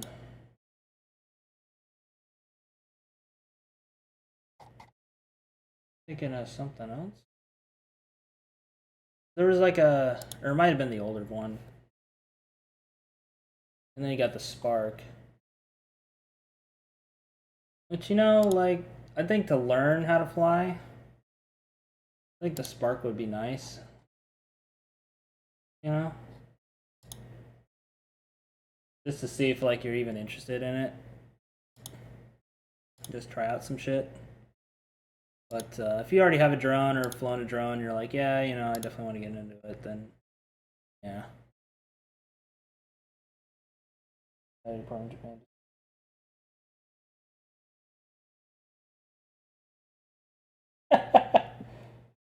Yeah, that would be some shit, right? But you know, I think if you like limited your flying time, it'd be fine. But there's like a lot of regulations, you know, in Japan as well as in America too. Like you can only fly it in certain spots, especially if it doesn't interfere with like air traffic or something like that. But yeah, drone laws in Yabon. Yeah, that would be hilarious. Drones may only be flown during the day. Okay. Apply a visual line of sight. Okay, that's normal. Oh, the yeah. Oh, Jesus Christ. Got caught in Akihabara. Well, yeah, it's fucking Akihabara. It's a dense population area. Like, you know, there's like way too much shit that can go wrong with flying your drone in a densely populated area like that. Like, I think the reason they really cracked down is because I guess like one of them accidentally landed on top of like the emperor's house or some shit like that, or like a government building or whatever. Yeah. Plus, Akihabara is not really all that interesting from above. You can get some fucking sick ass shots if like get good close up shots, like of the signs and shit. Like, can you imagine like a drone like going up like the Taito sign or something like that? That'd be fucking sick. We must press approval of submitting application, of course. Paperwork. In the following manner without special permission from the Minister of Land, Infrastructure, Transport, and Tourism. 150 meters above ground level, so less than 500 feet, which is fine. Near airports, of course, above densely inhabited areas, like Tokyo, obviously. Only flown during the day. Fine. Kind of iffy about that because, like, there'd be some awesome night shots that you could get, but applies to maintain visual line of sight. That's normal with American laws too. Let's not fly within 30 meters of people or private property. Okay, I get that. You know, you don't want them like fucking snooping in on people. Not be flown over crowds or sites where large groups of people gather. Such as sucks, but yeah, exactly. It's much easier for them to say no than yes. Drop objects.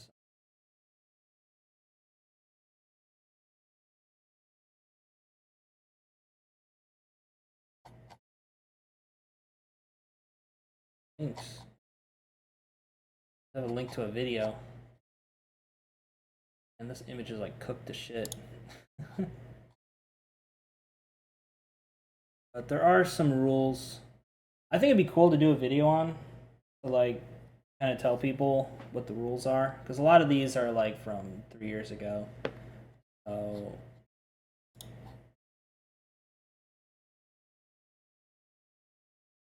residential areas or areas surrounding airport without permission. Night and during events also prohibited. Restricted in unrestricted areas across the country are required to stay below. And we already just space for flight. Also can't do it near airports, populated areas, sites. Is liable for a fine of up to 500,000 yen. Shit, that's like $5,000. Like 4,500. All of metropolitan Tokyo has 81 public parks and gardens. Shit. Have indicated violations will not be arrested, which is significant as the police have a right to detain sex without charge for 23 days.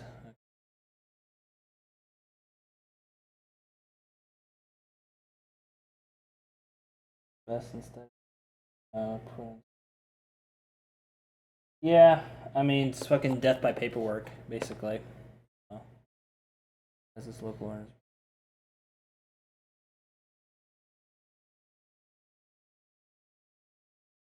Regulation.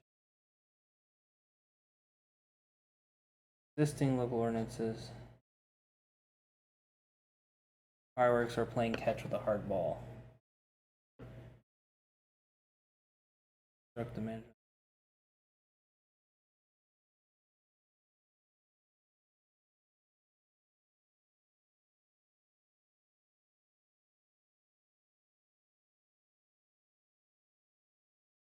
There are new laws that are being considered, apparently. But, you know, Japan probably won't come out until like 10 years.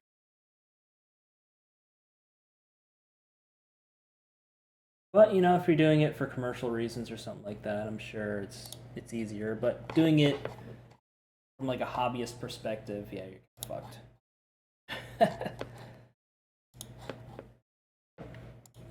But since Eric is doing it in kind of a BFE area in Japan, it should be fine. You know, because it's not interfering with anything. It's not a danger to anybody because it's like nobody around. To fly. So. Oh, that's just probably because I'm talking a little quiet. Audio here. Or maybe the I don't know. Could be the excuse me. Could be the internet too. Sorry about that. So after do this here.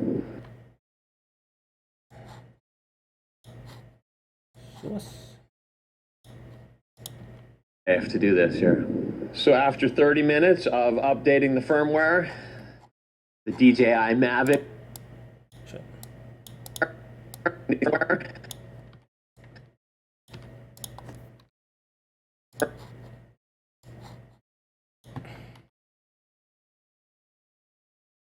I don't know. firmware, the DJI Mavic Pro is ready to fly. Let's do this. Cool. See if we get any launching shots or anything like that. Oh yeah. Hell yeah. Let's do that.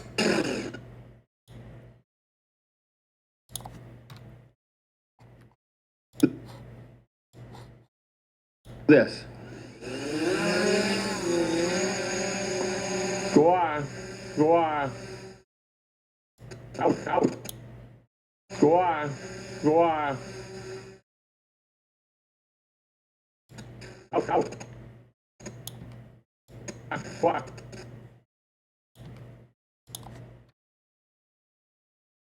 Yeah, it could be that too. I don't know. Hard saying. Can we drop this in? It's right there. Now we'll cut to the, let's see. Okay. So I'm recording the drone. Okay. So. Right, let me check here.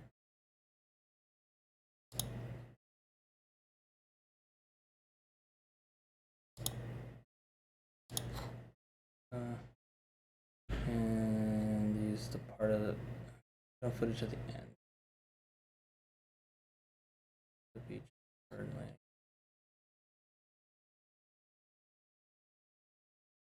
Okay.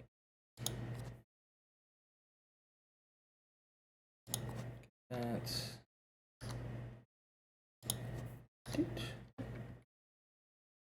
Going up? Are they going up? Maybe a little bit. I haven't really been posting content all that consistently on here, so it's hard saying. Yeah, they are going up a little bit. Things are kind of fucky this month, though. So I got a little 42 sub boost beginning of the month, and like nothing, and then oh, okay. So I got like 7 subs over the weekend. That's nice. And then for my other channel, my editing channel, that's definitely getting subs. Yeah, just little onesie twosies here and there. The views are kind of fucky though. I don't know what's going on with the views.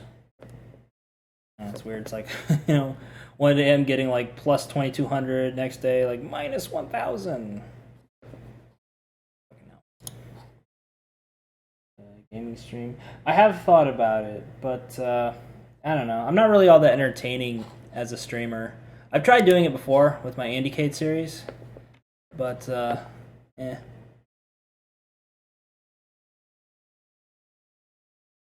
Contrast, okay. So I think we'll add the drone footage here. Socket. Okay. Find a good spot to end it. But alright. Kind of scoochy. That over. Kind of scooch all this shit over. So that way we can get the drone footage all in there. And then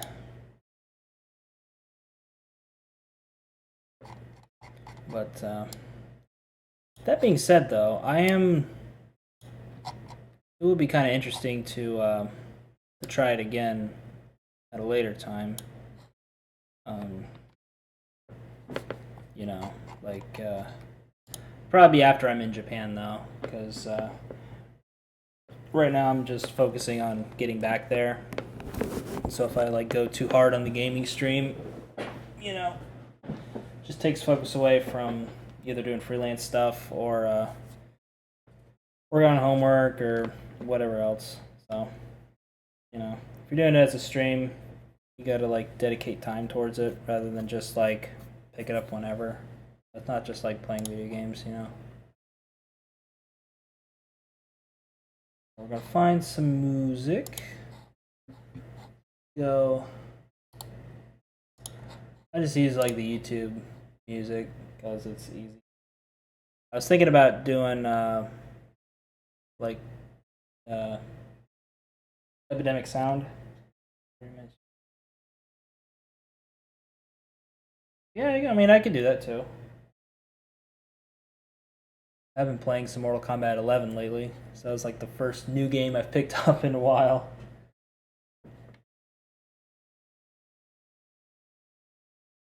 Play.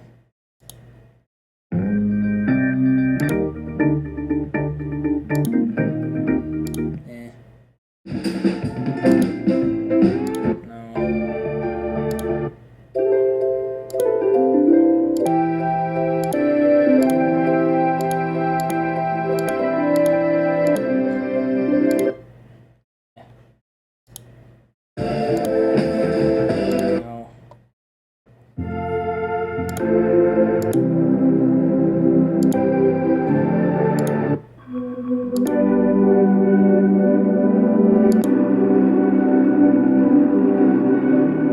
Oh, nice.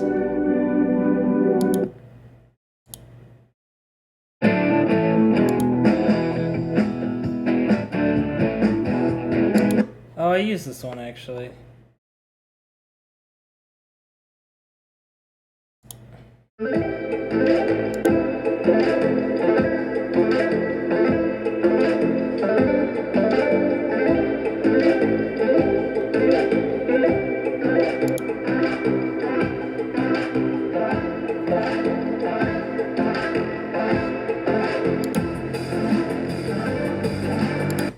Yeah.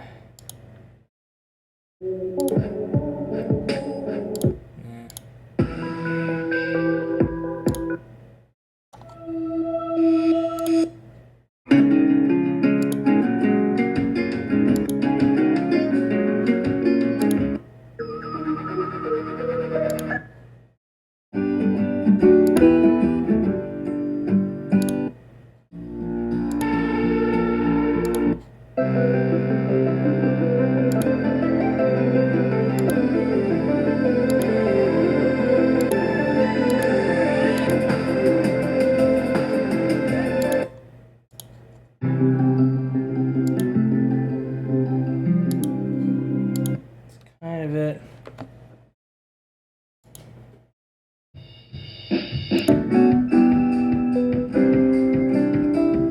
Yeah.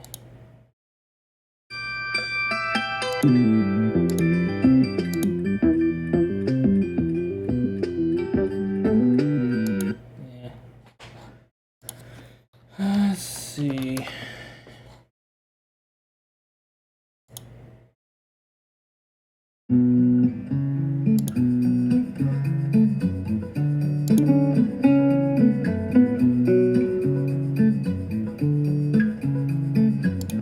Bad.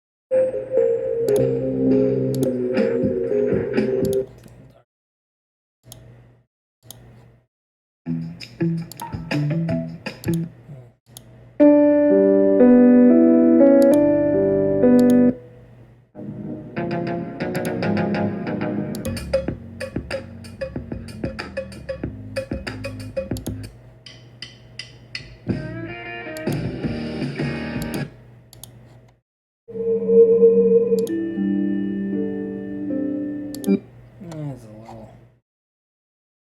I think I use this one. It's not really. It's hard saying because it's like different every time. You know, before I used to like use maybe a couple seconds of it or like hide it in the mix, and sometimes it wouldn't get caught. Other times, like they would find out like years later, and then copyright flag my stuff.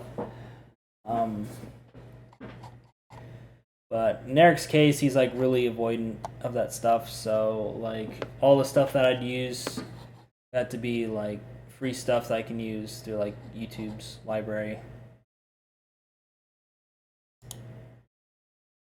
I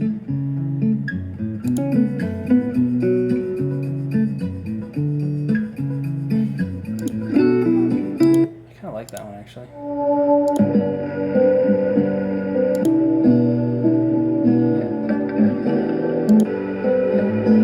I like both of them.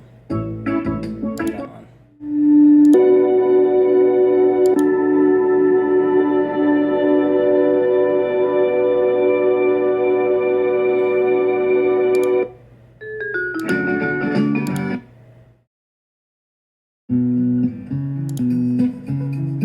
I'm gonna go with that one. Yeah. Yeah, this one, the Ocean Beach one.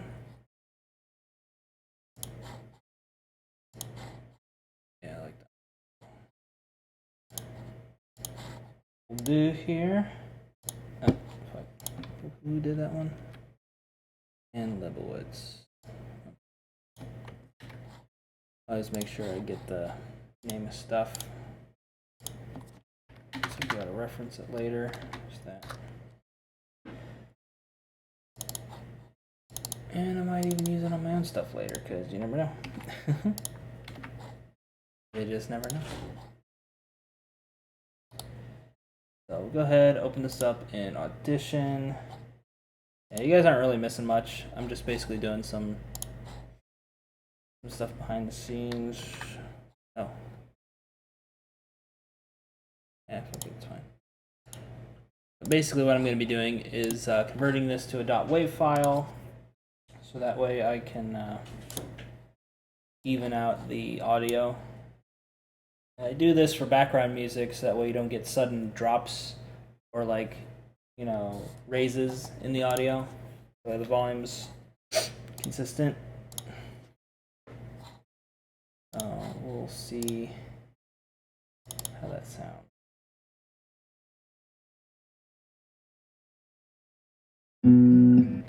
Looks about the same actually. Funny. Let's,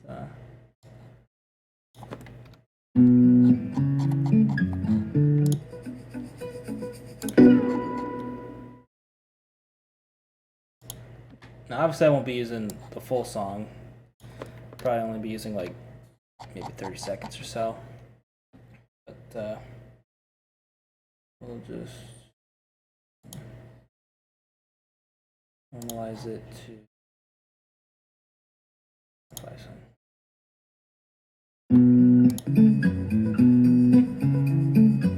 Yeah, it's fine. All right, cool.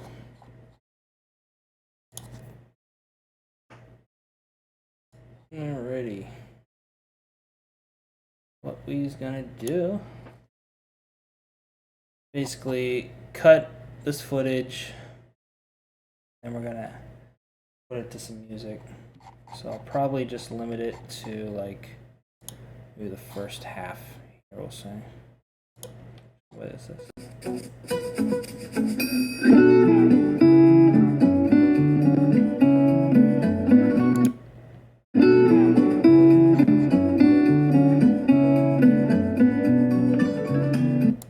It's not bad.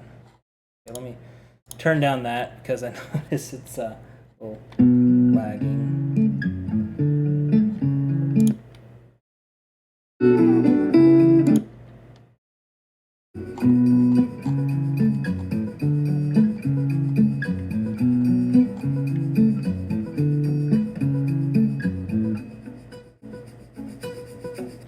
Okay. All right. Start to fade it here.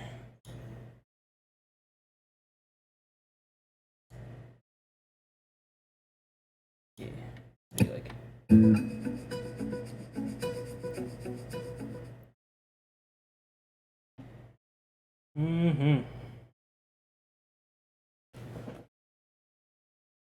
Yeah.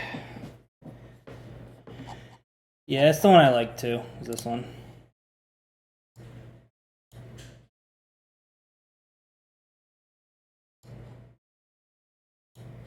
Arrow. So basically, what we'll do right now is just focus on the cuts. What? CGI looks a little.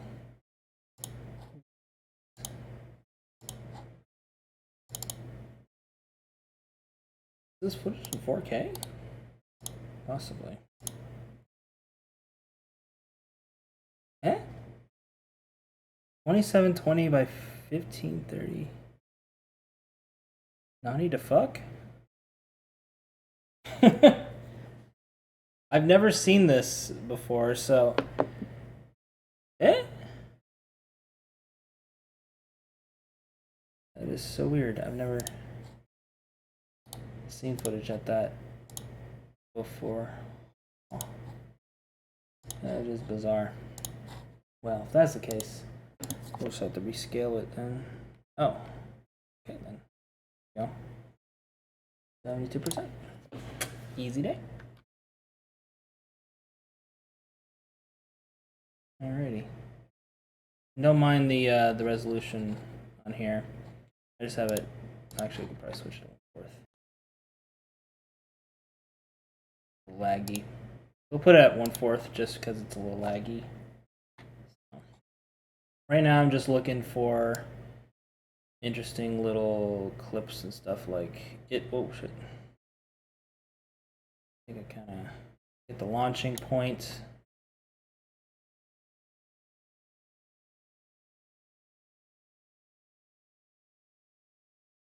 Oh, oh shit. Okay. So, do. Okay. Right there. That's the launching point. But what you're gonna do is... I think it'd be a good time to flex 360 around. Nobody around for miles except those minutes of updating the firmware. The DJI Mavic Pro is ready to fly. Let's do this.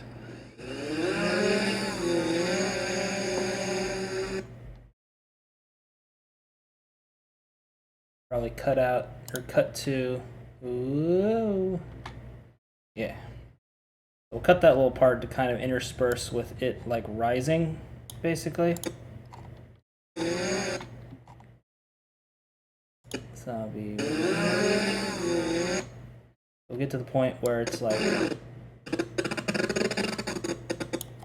where it reaches the peak up there. And we'll kind of, or we could just do it like this. Let's see how that works. Yo, all day HBK, KO baby. You ready for Money in the Bank today? Hell yeah.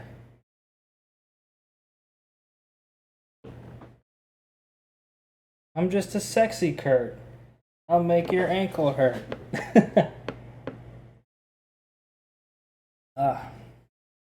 This. Oh shit. How do I want to do this? Because it would be nice to kind of like do it like that. Let's do this. Oh, hey, that kind of works. Oh, yowie wowie, I sure did. Yeah.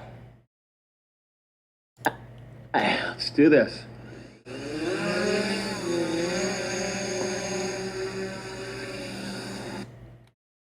Pretty cool. I think what we'll do is we'll just kind of do it like that.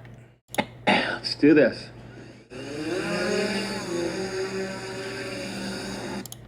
Then we'll cut to the drone footage. Yeah, we wowie.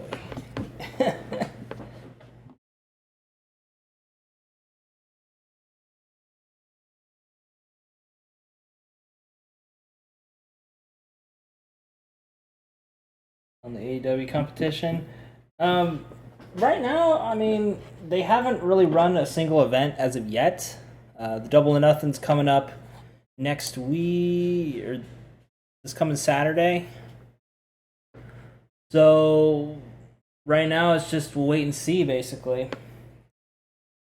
You know, I'm really looking forward to seeing what they're going to be doing, because, you know, they are setting themselves up as, like, the first big competition for WWE since WCW went under.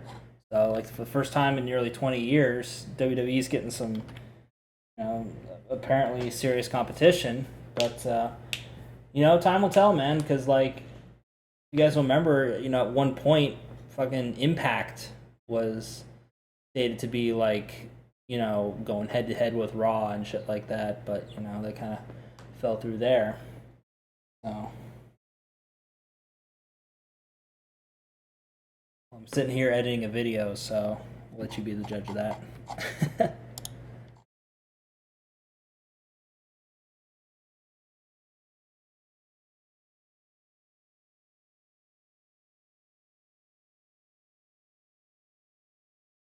Yeah, this looks sick as fuck, boy. I'm thinking... Because he wants me to... Oh, it's all fogged up. You notice that? Okay. I just... Okay, so it adjusted itself, but still... Words are popping. Yeah, fucking TK Sam. You missed my little rant I did on him earlier. Yeah. Whatever. I'm just glad he's doing okay. But that's all I'm gonna say about it, pretty much. Okay, wait till it kind of flies in. Okay, so I got that. Just kind of a little pan around, I guess. No! The dogs are fine.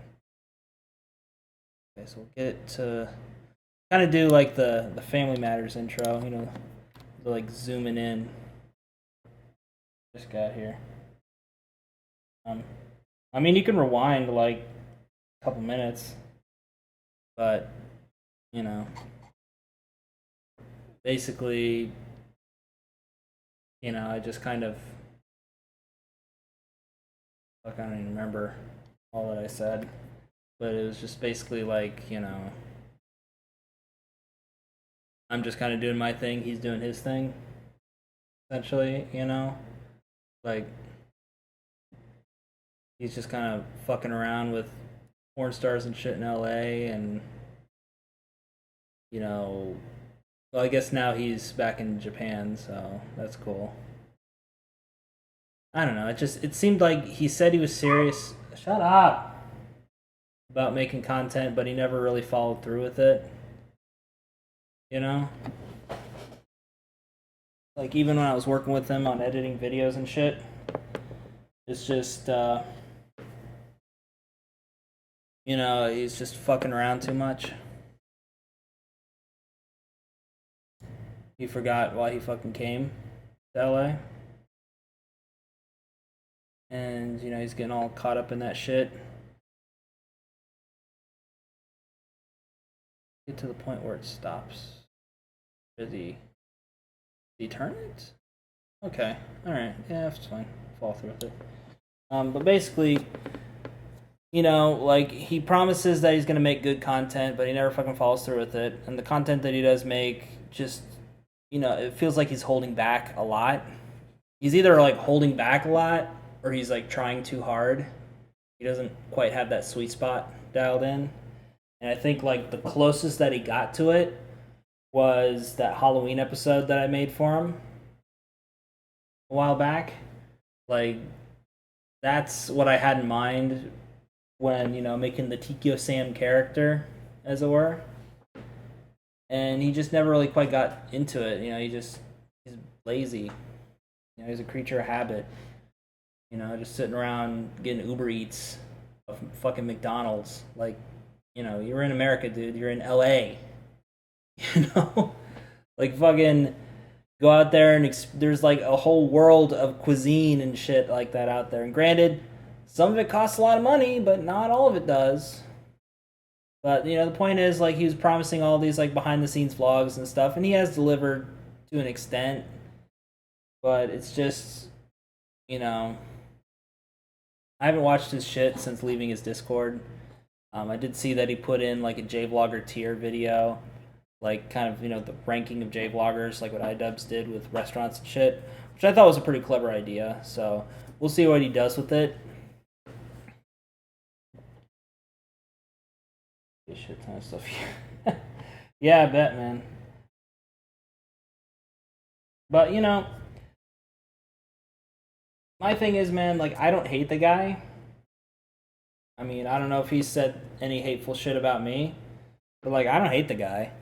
I want him to do well. Like, the only reason that I say these things is because I want him to do well, and I want him to make content. I want him to be the Tikio Sam that I know he can be.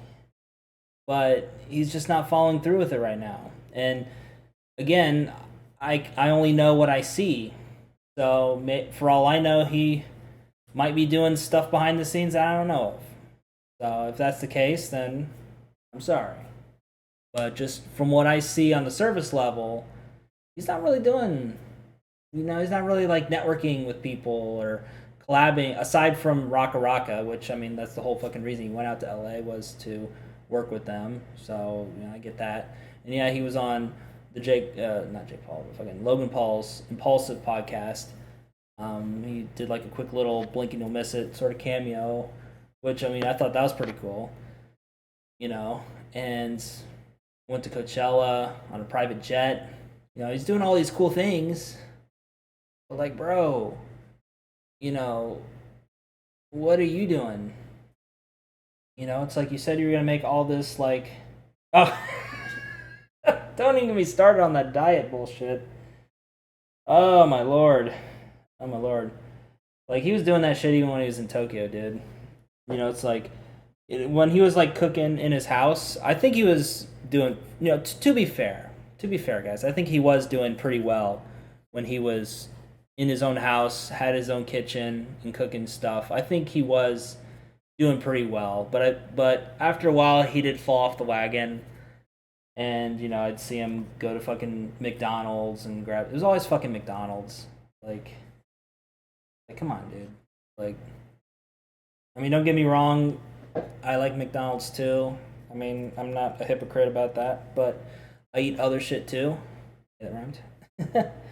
And even when I was out in Japan, like, I was always, like, for me, I was cycling and walking a lot. So at worst, I was kind of evening my weight out, through all the activity and stuff I was doing. And the portion sizes are a lot smaller than they are in America. So, I could get away with eating a fucking double quarter pounder meal because, like, the large is their medium. So, like, I could order a medium and it would be an American small. And, I'd never get large fries because, Jesus, like, I'd have to be, like, extremely hungry to get that shit down. But, yeah, like, obviously, I don't want to fucking harp on the dude's weight because that's just, he knows what he needs to do. He doesn't need me fucking telling him, hey, fatty, lose weight. Like, it's like the pot calling the kettle black. You know what I'm saying? But, in his case, it's a lot more serious. And, I hope that he does, take that shit seriously. Especially because, like, we're in our 30s now, dude. Like, I mean, when we were in our 20s, so what? You're fat. Who cares? Whatever. But, like, once you get past 30, start getting more towards, like, the 40s, you might have to worry about heart attack or diabetes or fucking something. Dude. The only reason he says he's not obese is because he thought his doctor said he was a beast. He's not obese, he's a beast. Yeah. But, like, he was always a heavy guy, and, like, I don't really like making fun of people's physical appearances, dude, because, like, we all got our own shit, man. So, like, the only way I would really raise an issue with it, especially with weight, because I'm sensitive about my own weight too, so I don't want to come on here and call him a fucking fatty ding dong and shit like that. But, like, in his case, it's more of a concern for his own health and well-being than just, like, me, like, saying, hey, fatty, lose weight. Is it 24? No, it's not 24. I think it's 35 or 30. Overweight is 24 to 29. I think 30 and up is obese. That's being generous. To be honest, I'm pretty sure he is beyond 38%. We're being perfectly clear here. Like, fuck, I'm probably at 30%. But, everybody's got different body shapes and shit. Me, fortunately, it kind of evens out a little bit. So, I mean, yeah, I'm fat, but, just kind of even, if that makes any sense. Thick thighs save lives, shit like that. But, I don't want to... Yeah, for real. I'm surprised he hasn't gotten a fucking strike on that shit. But nah, man, like, I don't want to come out here and fucking, like, harp on him about body image and shit like that, And far be it for me to, like, tell him to lose weight. It's just, like, at the end of the day, as Tiku Sam would say, it's up to him. So if he wants to lose weight, he'll lose weight. But until he fucking gets a routine, gets disciplined, he's not going to lose the weight. And, well, you're the one that fucking started it, Ko. You were like, yo, bro, I heard you roasted Sam. Just tell it, bro. Don't worry about the people. Like, you fucking got me started, dude. Like, and I'm the same way as you, Chris. Like, I like Sam too. Despite me, like, unfollowing him on every platform out there. It just, the reason I left that whole situation, left Discord and unfollowed him everywhere, was because I just like couldn't take it anymore, you know? Like I was just tired of his bullshit and his hypocrisy. You know, like I think the thing that really did it in for me was, you know, we were talking about like how we learned Japanese and shit like that, and he was like promoting his free Japanese lesson and shit, and like I just, as a joke, as a goof, as a gaff, posted one of the first like ways that I learned Japanese, which is a shitty way, I'll admit, but like it was the old like VHS tapes that I found like bootleg copies of online like many years ago of this, you know, it was like VHS rips from like tapes from the 90s and shit. And I shared like one of the clips just as a goof, and he was like, "Andy-san, you really shouldn't be sharing that stuff because you're like badly representing me, okay? You're making me look bad, Andy-san. So please stop sharing that bullshit." I'm like, fuck off my dick, dude. Jesus. You have to be pretty strong to pick his ass up from anywhere. I'm just saying. Oh, whatever. Like,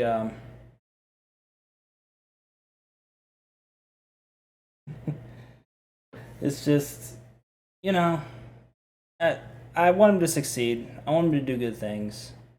And I was the biggest supporter of him moving out to LA. I still am a supporter of him moving out to LA. I think that it's going to be the thing that really, you know, takes him to the next level. But ultimately, in order for him to get to the next level, he's got to put in the work. He can't just like show up and expect people to fucking hand him shit, you know. And I think that's where the disconnect comes from. But anyway, getting back to what I was saying earlier, you know, it was just, you know, just I was kind of tired of him, you know, always shitting on me and everything, and you know the whole like, um, what was it? My fucking editing reel, which I'll admit was pretty shitty. So I just eventually relabeled it as a Eric Surf 6 compilation to save face. Um, I'll admit it was really shitty, but you know, I just put it together just to put something together, and he like really shat on it, and I think that's why the general tab was gone for a little bit because he had to like delete some shit. Yeah, I mean, it was a mixed bag, you know. Like, I can tell that like he's good to people he really cares about. He has like a very small amount of people that he actually gives a shit about, and to those people, he like will fucking go to bat any time of the day for them. Like Mark, classic example. Like, you know, the shit that he did with Mark was, you know, tremendous. I think as far as like setting him up with a lawyer and getting that situation done, I will admit he did kind of harp on it a little too much. Not the promotion of the GoFundMe, but just the whole situation, you know. But I can tell it deeply affected him. You know, if you watch, well, I don't think those are out yet because of the backlog issue. But like, I noticed like in the, you know, 2 to 3 months leading up to moving out to LA, like right after Mark got arrested, I think that's when shit really fell apart for Sam. You know, and once he got out to LA, it started picking back up. But again, you know, he's got to get his head in the game and really start making some good content. And now that he's around people that do that shit for a living, you know, fucking, it ain't that hard to get an Uber or a Lyft or whatever, go out to fucking Huntington Beach or Santa Monica or fucking go to Little Tokyo for fuck's sake and film some shit out there, you know? Fucking do some collabs. Like he did, I think he did some shit with Max Mofo. I think that he ran into him recently. And, you know, just get your name out there, dude. Fucking make some videos. Get your name out there. Fucking network. You know? Did they? I haven't watched any of this shit recently. But that's good if they've improved. You know? Like, I think the last video I watched of his was some of the Coachella stuff, which was kind of a mixed bag. There's some good stuff in there, but most of it was just kind of, I don't know. It was just kind of so-so. Yeah. Well, I mean, he met up with Max when he was in Japan, but he also met up with him again when he was in LA. Um, yeah, that one took a while to edit.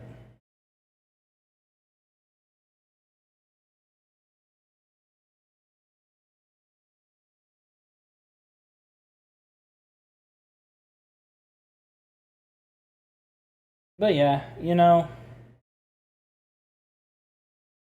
again, I just want to emphasize that I do wish the guy well, you know, and I hope that he does good things. But right now, I just don't see it. So if he's doing good things that we aren't aware of, then awesome. But right now, I just want him to like really step into himself and like be the TKO Sam I know he can be, instead of like fucking holding back and like constantly criticizing people because oh, I don't want to make it big, so it's like that old saying, there's two ways to build the biggest building in town. You can either build the biggest building in town, or you can tear down all the other buildings, so your building is the biggest by default. And I think Sam's doing the latter right now. He's got to build up. He's just got to build the biggest building in town. So, and all his diabetes. Yeah. So I just want him to do his best. And that's pretty much all I'll say about it. The rest of it's just kind of repeat shit. So I don't really miss much. Okay, so get it to about. So how long is that?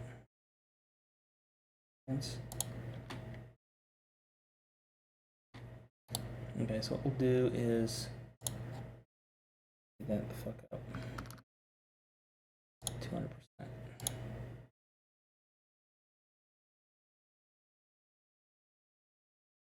Bad.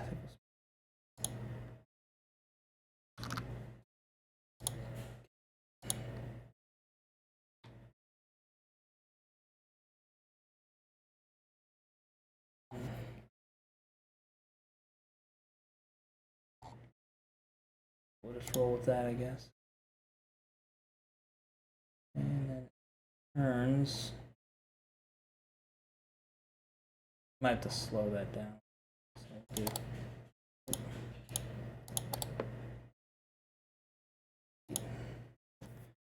250.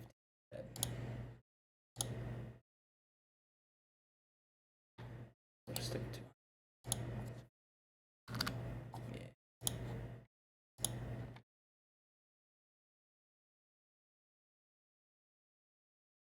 Yeah, 200 is fine. Ugh. So, and I talked with Sam. I said, if you want to meet up for a drink or whatever, I'm more than happy to do it. But I just don't want anything to do with you as far as like making videos or whatever.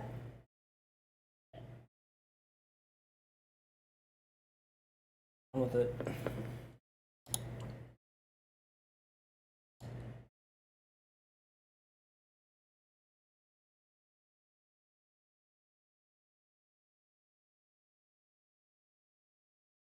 Oh yeah. Oh yeah.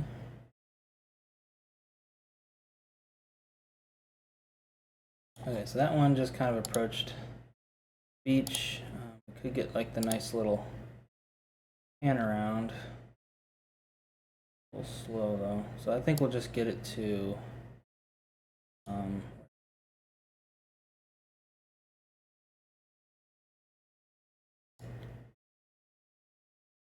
where the water starts to, right where he gets like some more buildings and shit. There we go. That's good. So we'll cut that shit out.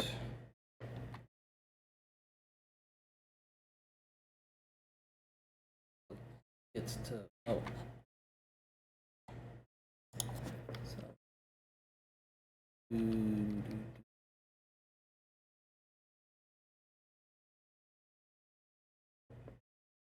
you gotta like get it in motion.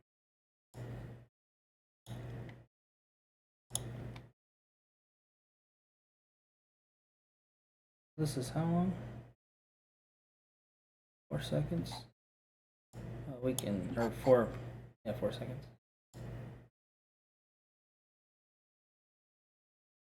No, seconds.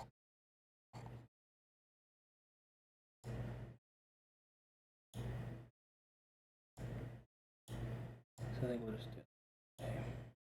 Okay.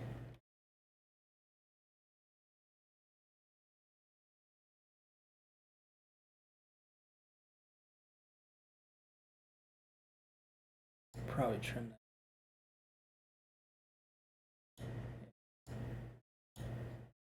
Probably trim this. Okay.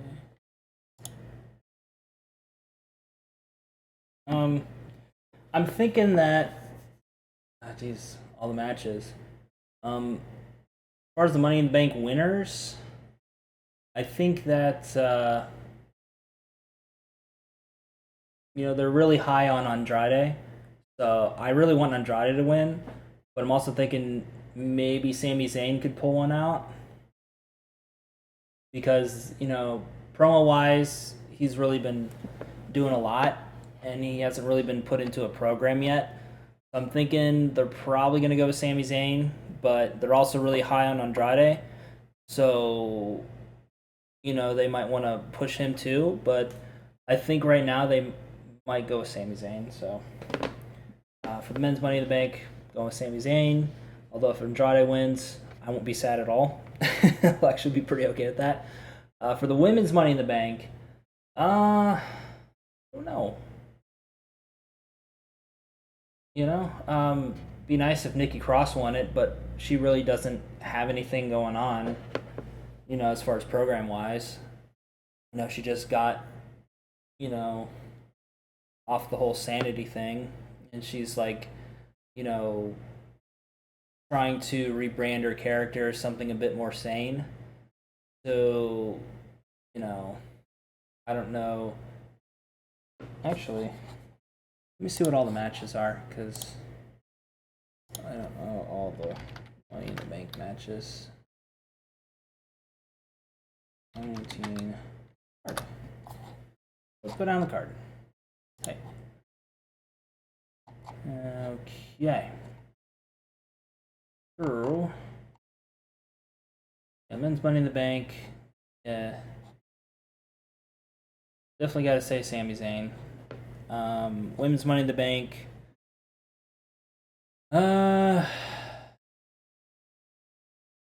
I'm thinking Mandy's probably going to win that, actually. Yeah, I think Mandy's going to win that one. Although it would be interesting, because they are starting a little something with Dana Brooke. Although I don't think she's ready yet. She really has to work on her shit. You notice, like, that match she had with Natty. Natty was carrying her ass, like, 100%. Like, holy fuck. But I'm thinking they're going to go with Mandy with that one. Let's see. Daniel Bryan and Rowan versus the Usos. Yeah, Bryan and Rowan are going to retain. I think that for the time being, with Kofi as champ, they got to give Daniel Bryan something to do. And I think him as a tag champ with Rowan is a pretty good spot. So I'm predicting them to retain. Tony Nese and Arya Daivari. I think Nese is going to retain. I'm really big on Nese. U.S. Championship match: Samoa Joe versus Rey Mysterio. It'd be nice if Rey won, but I think they're going to continue to build with Samoa Joe, so I'm predicting Joe to retain. Steel cage match with Miz and Shane McMahon. I'm thinking Miz is going to pick up his win because he didn't get that win at Mania, so I'm thinking Miz is going to get it. Roman versus Elias.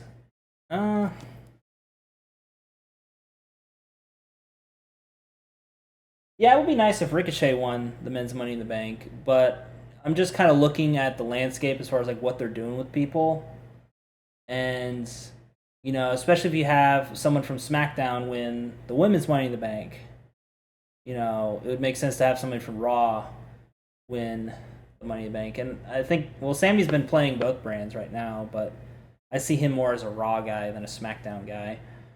So that's why I'm more focused on him. And plus, like, they're starting to build him up, but he doesn't really have an opponent or anything to go against. But he's been doing really well with these promos. So I'm thinking maybe they're going to go with him.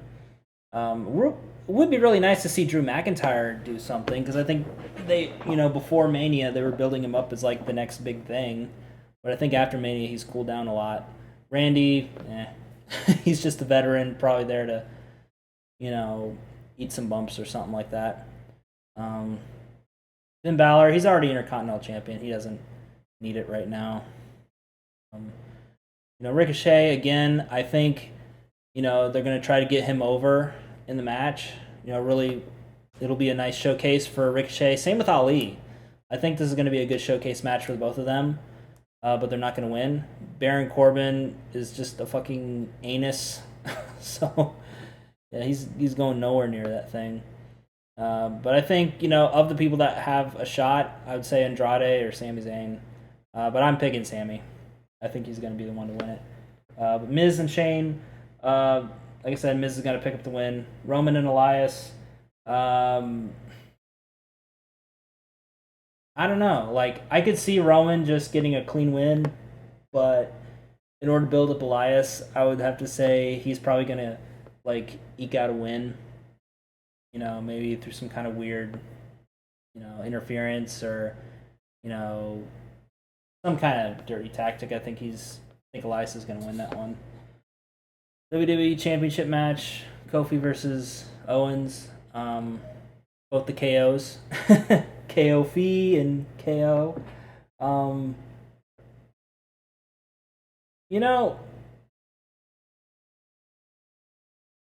It would be kind of interesting to see Kevin Owens as WWE champion.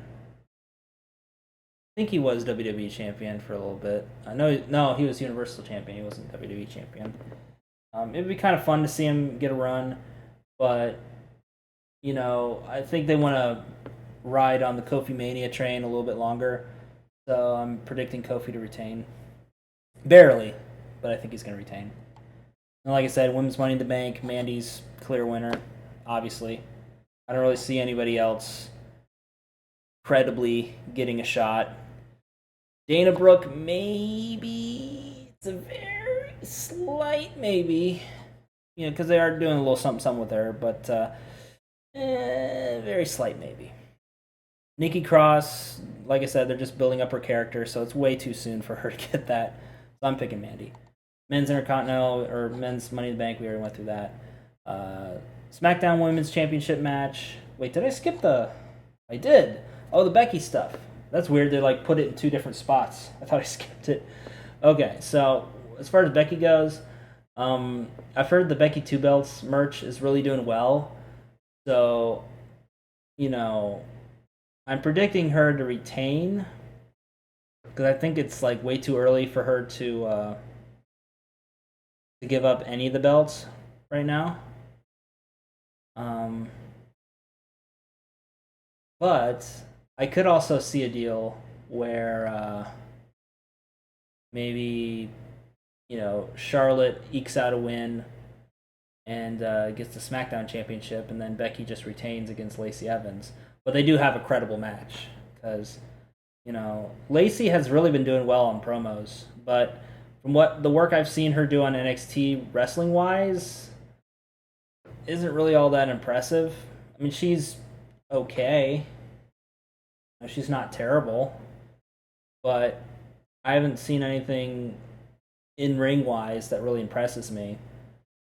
She fights a lot like Charlotte does, maybe a bit more aggressively, but we'll see. I haven't really seen her do a whole lot in on the main roster yet. I mean, she's squashed a couple jobbers, but those matches were pretty quick, so it was hard telling. But now for the Universal Championship match, Seth Rollins versus AJ Styles. Again, I predict Seth to retain. I'm thinking maybe he retains and then AJ goes heel. And it'd be nice to have like the club reunite. Although I'm not sure if they're going to do that because I think they're deucing out after their contract's up. But I do definitely see AJ going heel and maybe like beating the shit out of Rollins at the end of the match. So that's how I see things going on tonight's Money in the Bank. Like 2.5 hours in, shit. I'll have to get supper here soon. Yeah, I can't wait to watch that tonight, so I'm gonna work on this as much as I can. We already got 2 clips here, dude. Oop.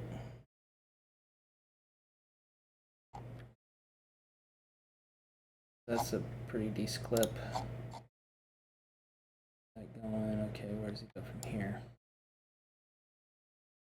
Okay, so we got the beach. Doing a little flyover. So that's kind of where he was staying, is that purple house right there. Not really all that interesting.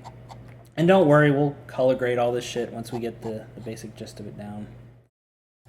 Okay, so just kind of whatever. It's kind of a gray day, so not really. Okay, here we go. Here we go. We're on to some interesting stuff here. Okay. Oh, he doesn't go on the rock? I thought he said he won him. Oh, shit, what happened here? Okay. What the fuck happened here? All right. Hey, thanks for coming on the stream, Co. I know we don't talk all that much, but I do appreciate it, man. So, bless up. Oh, jeez. That was a quick pan. That's kind of cool, though. I like that, the little, like, stream there. So I think I'm going to keep that. So we're going to wait for the thing to come up. There. Okay, right there. Like that. Hey, bro, okay. Oh, Lord.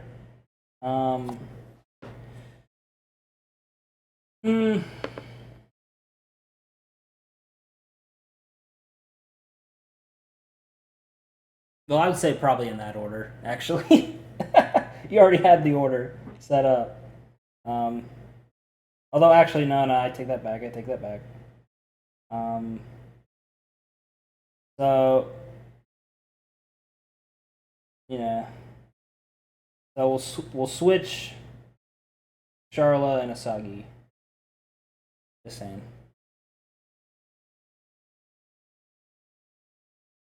Because here, she got a little scratchy from Dov Troopens. That's the tea going around. As you know, once you get married, you don't have any sex. So you get that paper.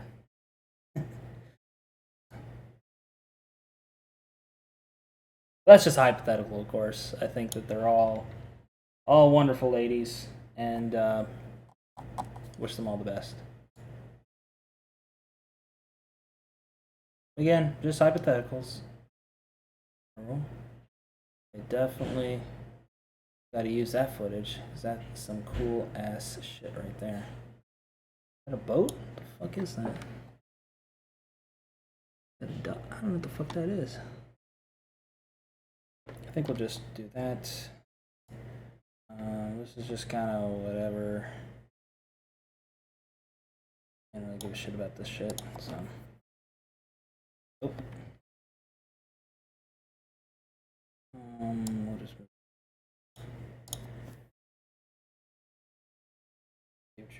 Oh yeah, fucking. Yeah, he sprayed inside and got a little. Was in for a bumpy ride. You know what I'm saying? That's just the rumor and innuendo. Don't know if it's for real. That's just what I've heard.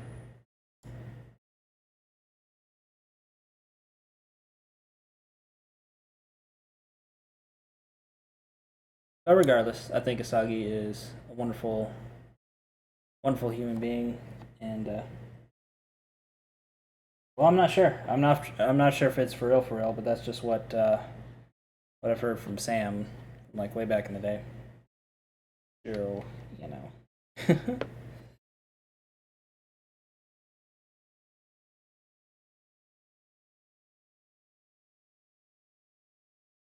Shit. Actually, you know what? You know what I'm gonna do? I'm gonna do it this way. So we're gonna do the little thing, wait for the little turn, cut out the turn. It's about.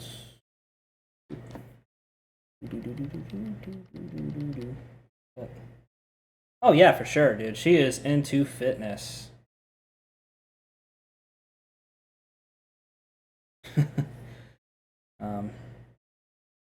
I'm sure she's a fucking.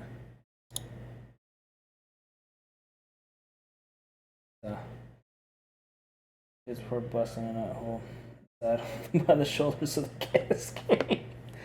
Yeah, I gotta get that anchor baby in that permanent residency somehow, right? but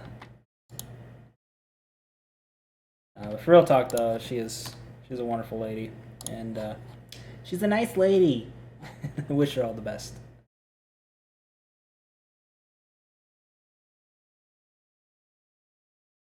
Oh, okay, so it's the second turn. How close does he get to there? Okay, so he kind of turns a little bit. Get a little closer, dude. I want that whole island in frame, damn it. Kind of neat, but not quite what I'm.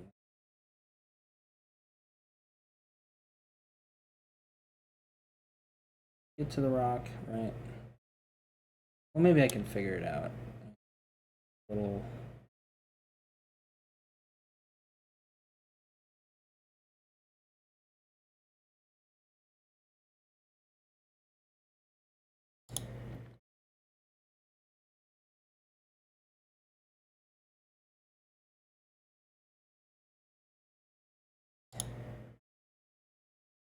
Okay, so I think we'll do like a little.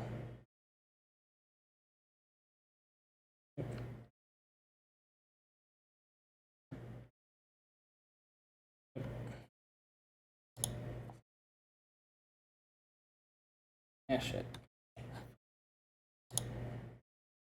So it'd be. Okay, so it'd be like. Because, like, it does that. Yeah, buddy.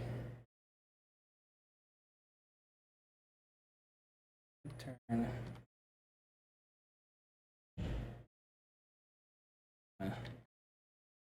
Hold it until he. Or. Do. Kind of start. Eh. Doesn't really look right. Oh, that's kind of nice.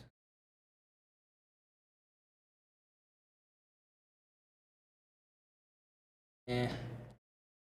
I don't know. I like that.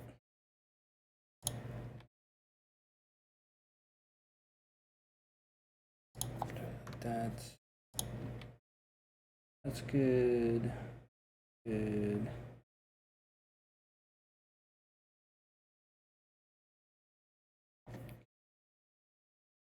There. That. Okay. I think we'll just do it like that. Like boom. There we go.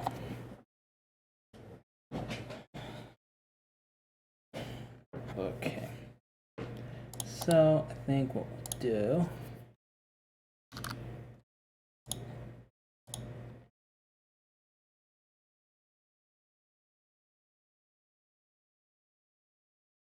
Nice.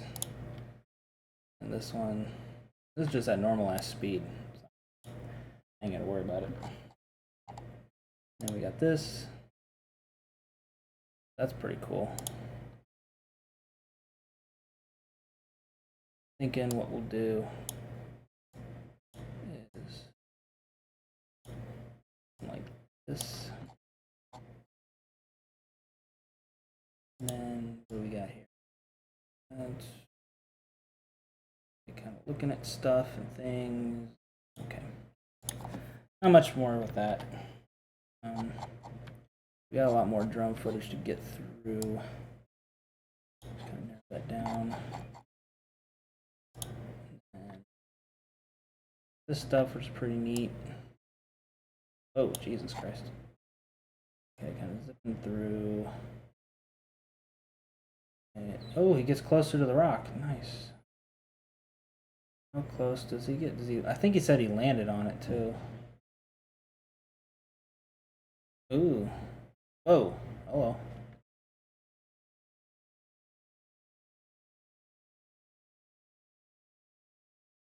Okay, so wait for him to kind of do the elevation. Or we could just like do a little build up to it. Build up.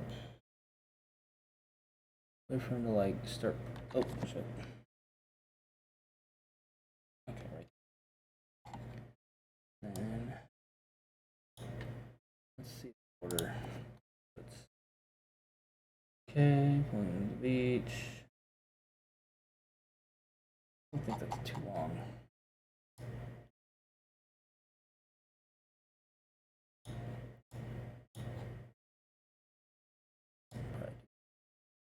Oh.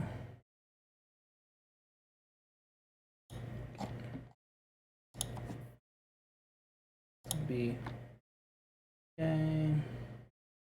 Right. Actually, you know what? Here's what we'll do. Keep that one. Shorten this one. Seconds. I think it's a little long, but this one's long enough. Let's see. Yeah, that looks. Ah, much better. Really. Probably speed this up a little. Just a touch.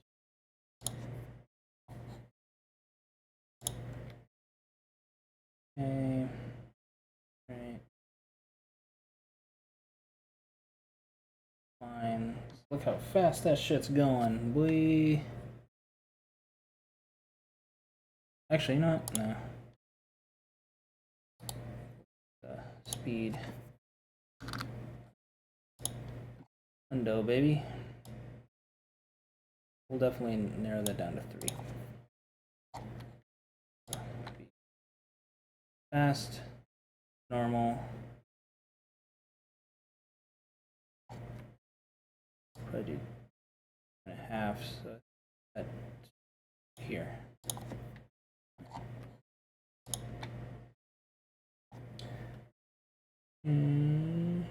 Much better, much better. That's cool, but we definitely got to slow it down, though. Or not slow it down, but like probably about here.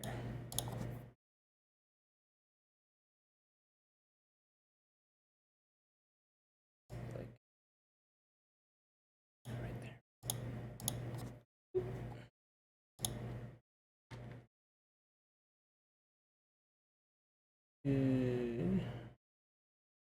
I like that. It's like fast approaching.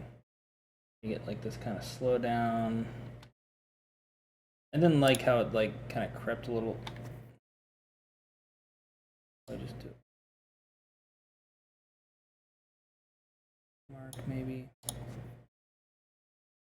Okay.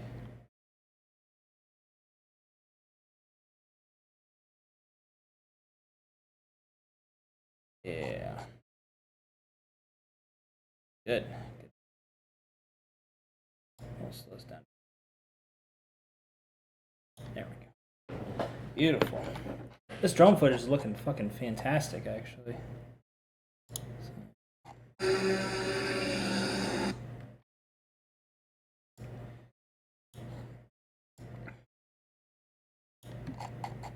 So I'm thinking this shit on little, yeah.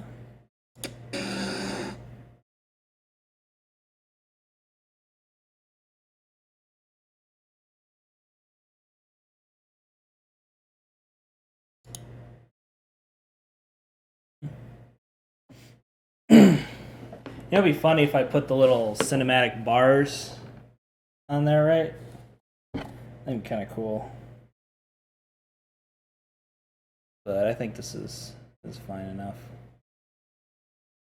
Okay, so we got the little zoom in. Okay, so we don't need this shit then. Okay, so that narrows down what we need from this. Because he does get like really... Whoa, shit. Hello. Okay, right there. Right at the point of movement, so you get the little pan up. We're going to speed this part up, definitely. Oh my god. Yep, definitely going to speed this part up. Wait for it to go out of frame. Whoa, shit. Jesus Christ. He just fucking like went top down on that shit. Look at that. Damn. Alright, so. Oh. Alright, yeah, definitely going to shrink this down by a lot. Speed 200. What's that? Alright. 11 seconds for that? Really? 300.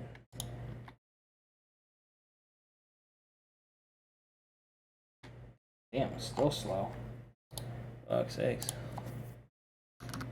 Got some insane, like 500. Ludicrous speed. It's that ludicrous speed.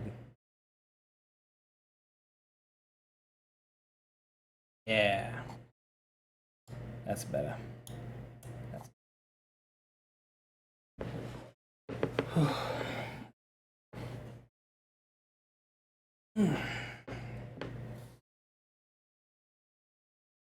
Got that going. So we got the little pan ahead. Now he did the little point down. I guess he's gonna do like a... Oh. I was gonna do an overhead shot. What the hell? Oh, there he goes. Okay, so I guess he's doing an overhead shot now. Alright. Cool.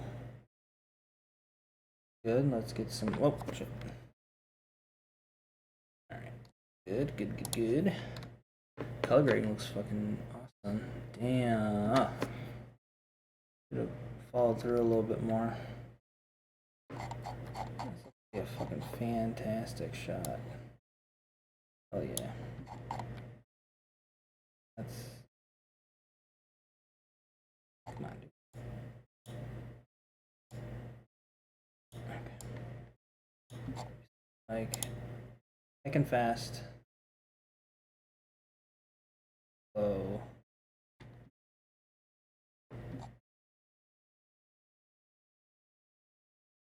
Or what you could do. And lift up. Didn't notice.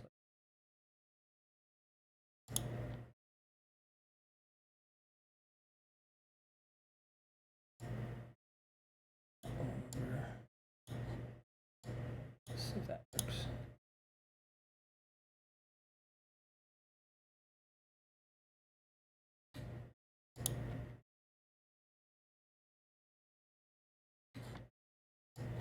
Like it crossed this off. Oh shit.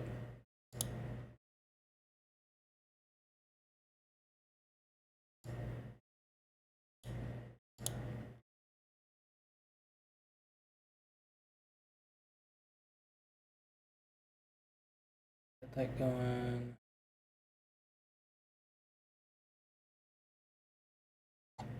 Yes.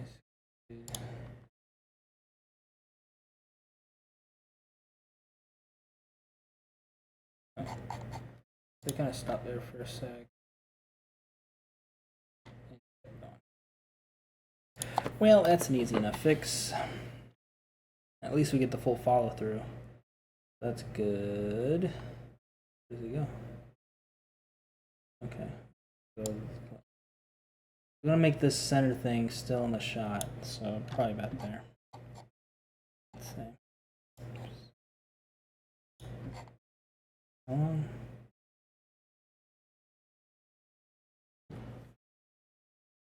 Oof.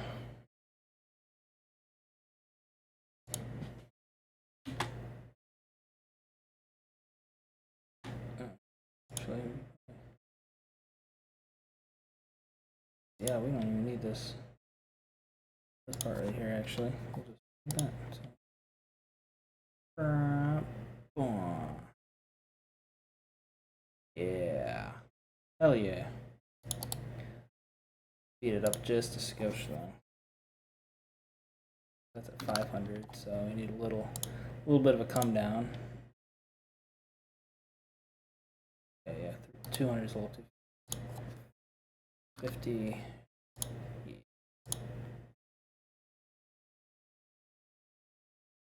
Oh yeah.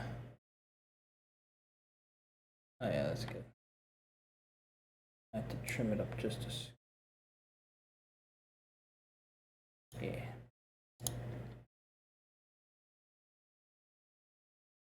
Seems like it. To a little bit of a start there. There we go. Hell yeah. Hell yeah. This drone footage is looking fucking tight. Oh, man. How long have we been on? Oh, damn, almost 3 hours? Shit. It's looking dark as fucking here. Ah, well. Well, thinking, because I'm gonna get some food here shortly. I'm thinking about finishing up this drone footage. Once that's done, we'll probably call it a stream because your boy's getting all hungry. So, but I'll be sure to like show you guys the finished part of the drone stuff. He says he lands on the rock or some shit. Oh, that's kind of cool. But I think you get enough of the top-down stuff.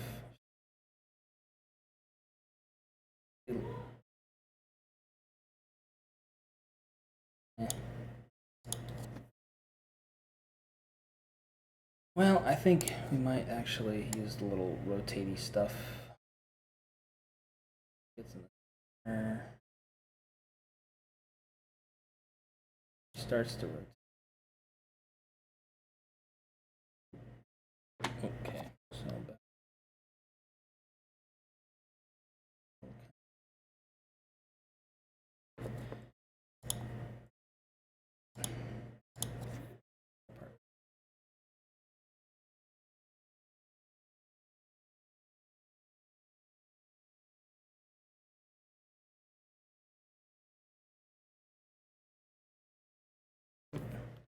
Good, he didn't make the full rotation. Alright, good. Now we'll go ahead and fit.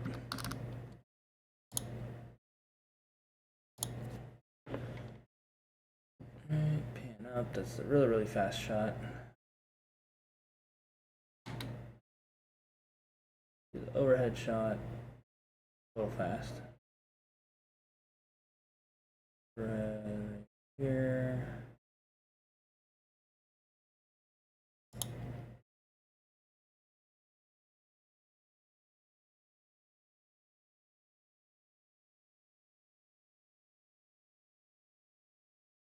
Kind of cool.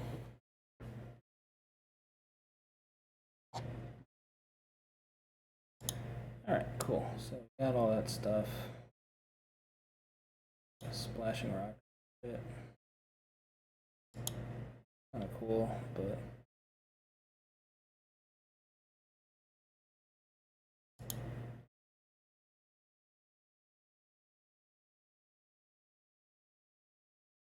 I don't know. We got a lot of good stuff as it was. Okay, so panning. Oh shit, I forgot. 72 was it? Yeah, 72. Because of the scaling issue, I forgot about that. So there we go. Move you just a little bit closer. Okay. Yeah, I saw some interesting. Okay, so this rock right here. We got. Ooh. Okay, pull down.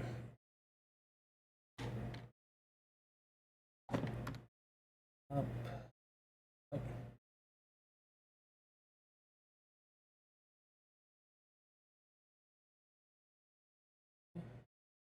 Was that the other side or? A little confuzzled. Looking like come ahead or.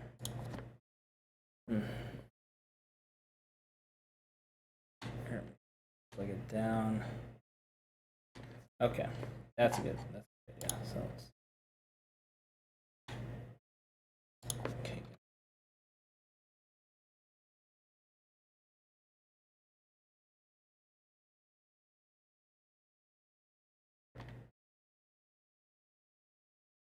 A little too much.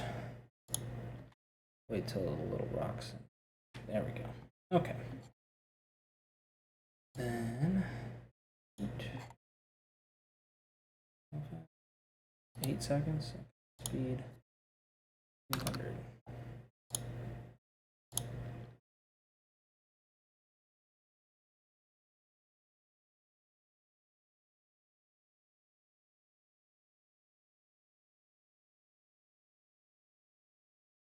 Actually, I'm not even gonna cut that last little bitty bit out. I think it's fine. Okay, so we got that going. Doing things and stuff, and I don't know what he's doing. Kind of focusing in. We already kind of did this shit already. Where are we at here?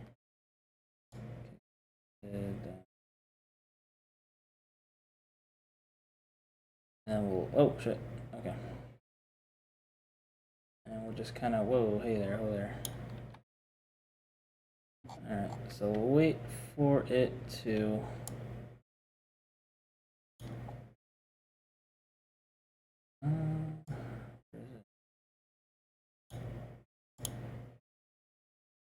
Should have it like come back to him. I'm gonna film it like coming back to him. That'd be cool.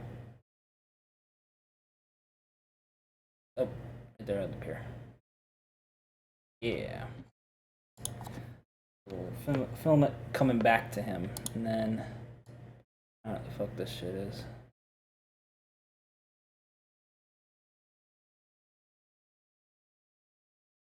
Cut it off to the point where he like grabs it or whatever. But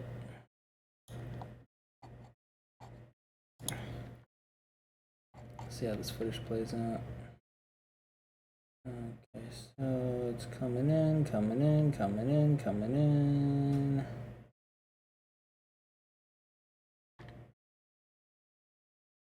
And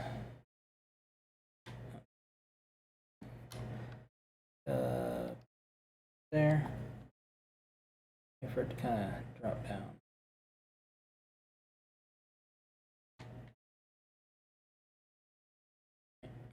There. So it's like a.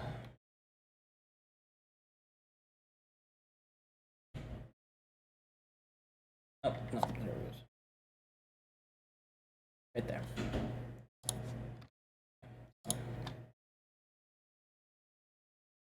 Up.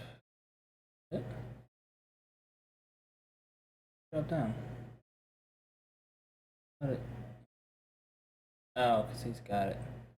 Come on, dude.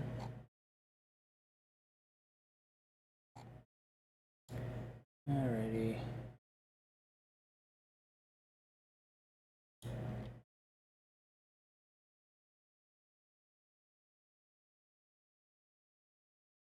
I think this will be enough.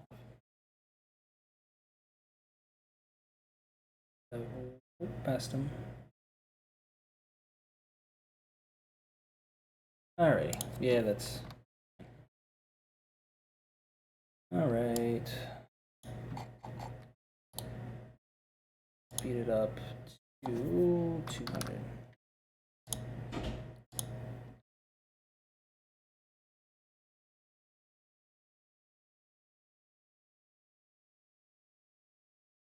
Because then... I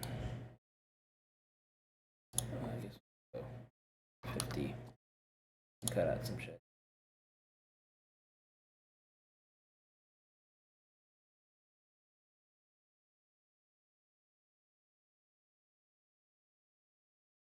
Oop.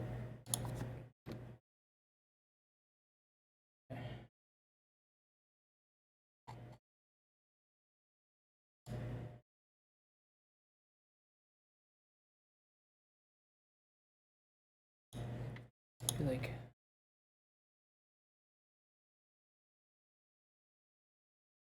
Yeah, fuck it, it's fine. Get it out to the full 9 seconds. There we go. Alrighty.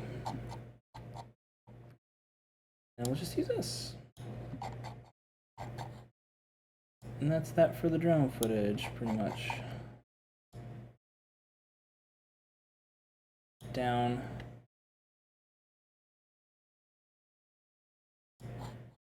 Cool.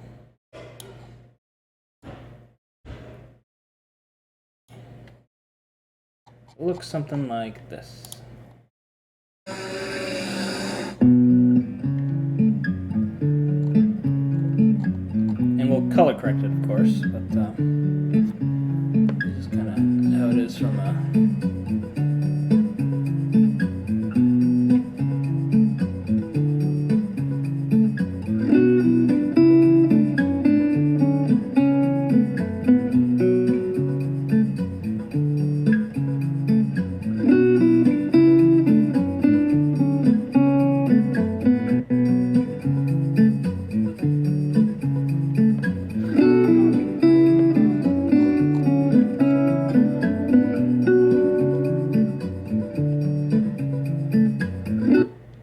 Okay, good.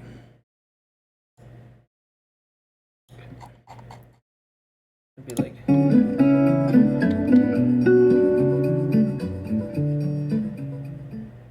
Okay, good. Okay. And we'll do the lead in, and then we'll do color correction, and I think that'll be a start. Okay. That's right.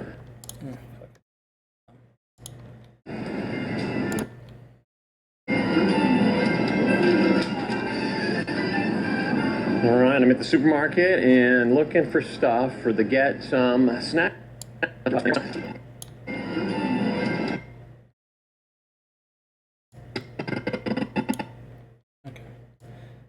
Kill that part.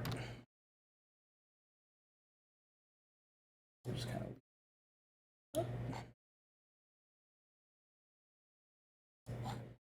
A little...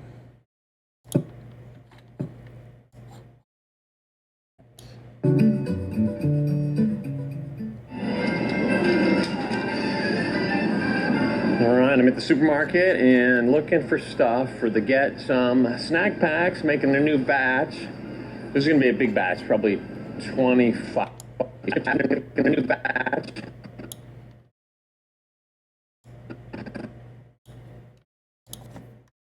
Okay.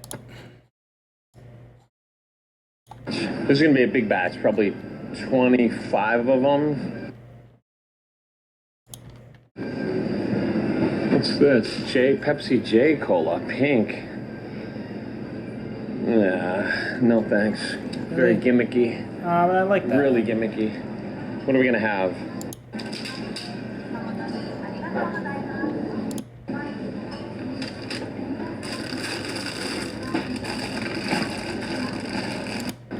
Yeah, these are the best right here. Takenoko and Kinoko no Yama. Love those. I hate how he does like the dad thing of like grabbing it by the lens. It gets a little annoying sometimes. I cringe a little. of them. You know, these are the best right here. Takenoko and Kinoko no Yama. Love those. They're like cookies with chocolate, but traditional. Chocolate, cookies with chocolate, but Okay. love it. Yeah. Okay. So we got that. So we got a nice little lead off to the next bit. And look at how much footage we've cleared off. That was mostly just drone footage, so you saved a shit ton of space.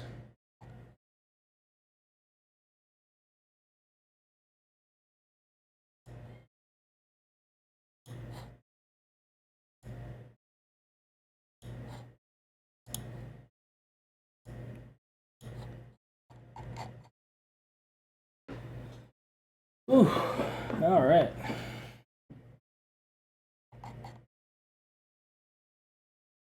Like I said, we'll just do some color correction here, and then we'll call it a stream because I gotta get me some food. But I do want to thank you guys for tuning into the stream. I do appreciate it. Apologies if there's any audio issues. I didn't hear any when I did my little listen backs, but I'll do the listen back on the post stream and see if there was anything. Excuse me. I kind of wish I had my old streaming setup where I had the mic kind of like attached to the table and like pulled out so it'd be a bit closer so I won't get all this ambient bullshit. But it is what it is. Gotta work with what you got. You know what I'm saying?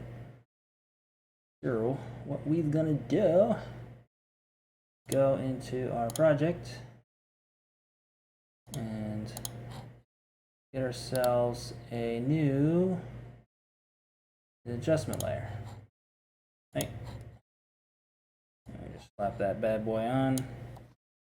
And there are some different color schemes here, so we're going to have to just make like duplicate layers, which that's really easy to do. So I got that. That's fine. I think I might just make these two one adjustment layer, and then we'll make that one its own. That one's the same. That one's way different. So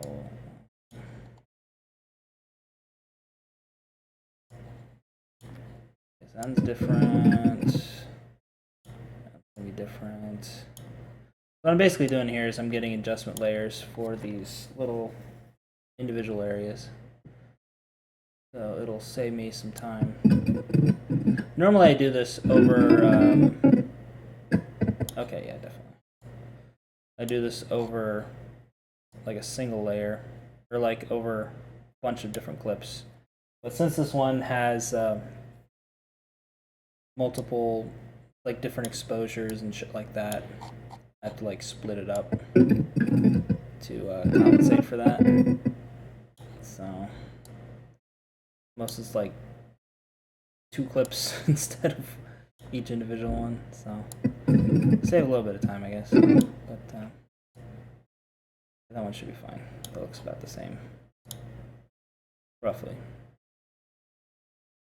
We'll split it up maybe, but there we go. Okay, so now we got this going. So this one's all like foggy and shit, so I'm gonna add lumetri color and to basically just going to like get rid of a lot of the highlights. A little too bright, so we can see more of the background. Gets rid of the fog. Contrast does too, because it helps darken it. We also gotta be careful because it also helps lighten some things too. So you gotta play around with the right touch. So I think we'll do 40 should be fine. And you can also adjust exposure too if you're still having some troubles. But you don't want it to be too dark. So I think we'll just. Whoa, shit. That's way too much. Okay. Thinking probably 0.2. Kind of hard to do overcast. Gotta get it just right. Yeah, just bump up the exposure just a little bit. And just kind of ratchet that down to 35. Take down a little bit more. Highlights, still the same. I wonder if we can go lower than that.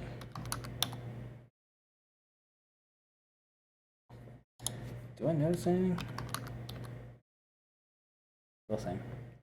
I guess you can only go down to 150. Okay, I notice it now. Didn't notice it then. But okay.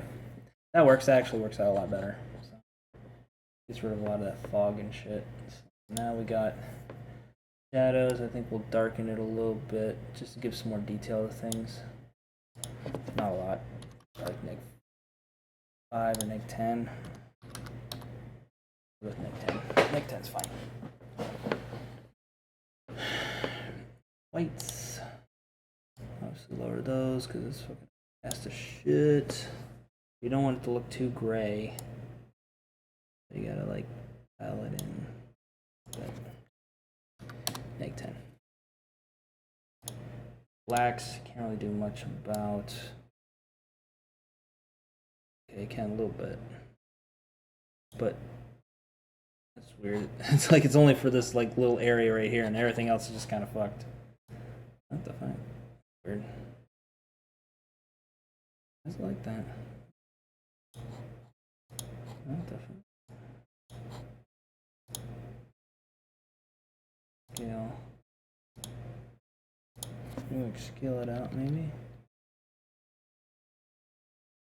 That doesn't. Weird. I don't know why it does that. That's bizarre.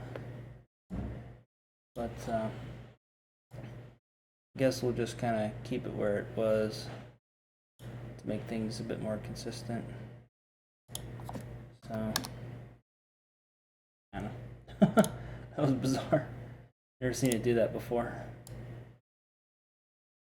We can go the other way and it's lighter and kind of even it out, but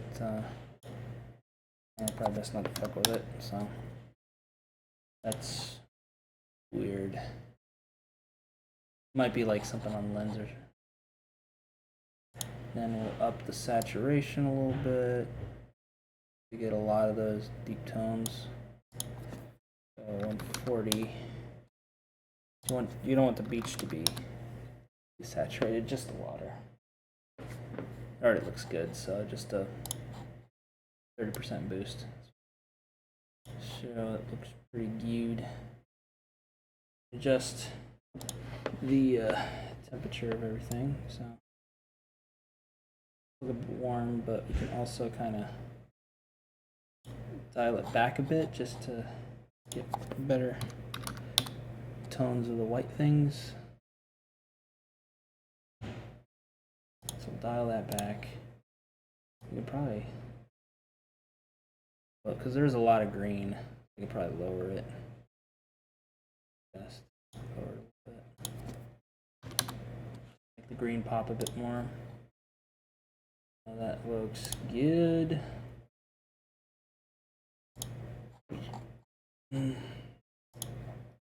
Vibrance some more too. That's way too much. Oh, yeah. 25.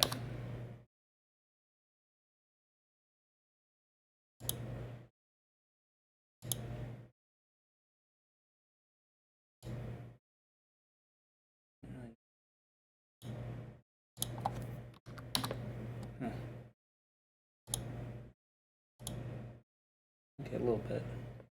All right, good. I think that's fine. Then something like, oh, one more thing. Add the additive dissolve. Match this, so that way they come into frame at the same time. Oh, what the fuck was that? never mind.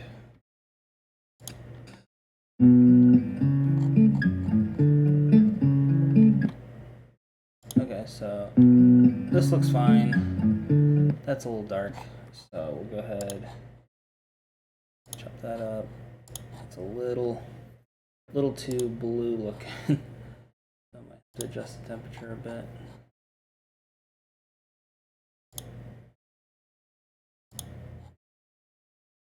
I think if we up the exposure, it'll be fine.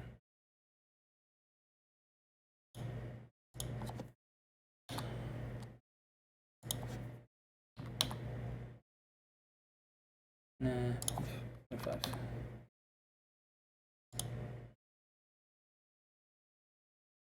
We'll go ahead.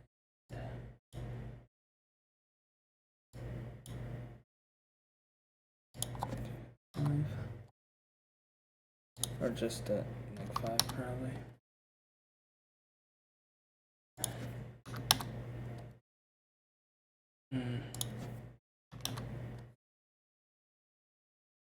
Okay, so.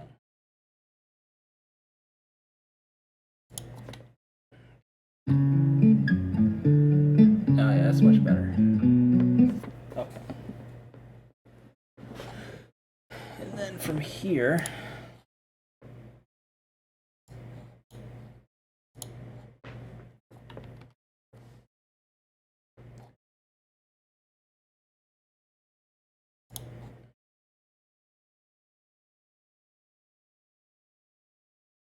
we'll do the same thing, just make 5. Make the greens and stuff stand out a bit more. Exposure's a bit high, so lower that a bit. Oh, no. Like 0.2. That's a little bit much. Contrast.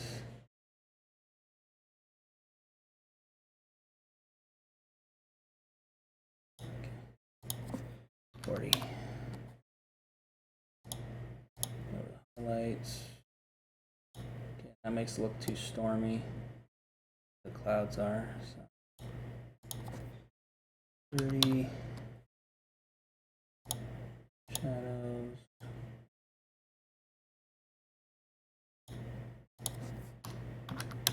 Okay. Whites and are a little.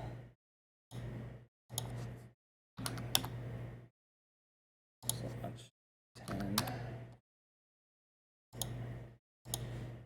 So I think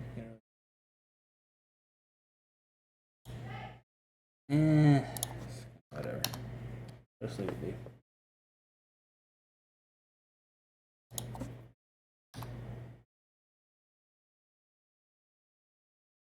Right.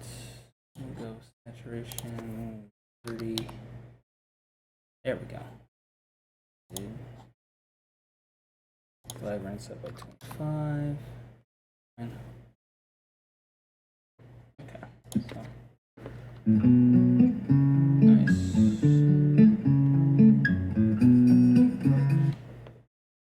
This, like, honestly, I don't even have to really fuck with it that much. I think what I would do would probably just be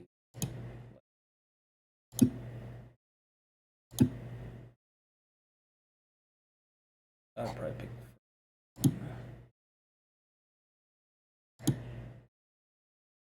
this one. Go ahead, copy that shit. And here, paste that. That's pretty good. Here,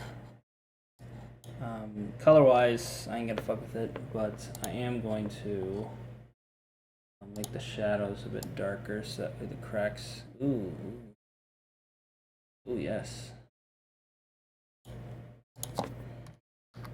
That looks. Oh yeah. 15, good. Contrast. 0.5. Highlights.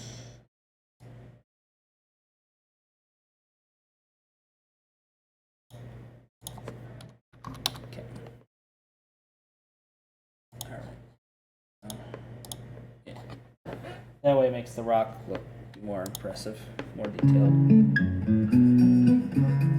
Yeah. It does look a bit darker though, as far as like overall.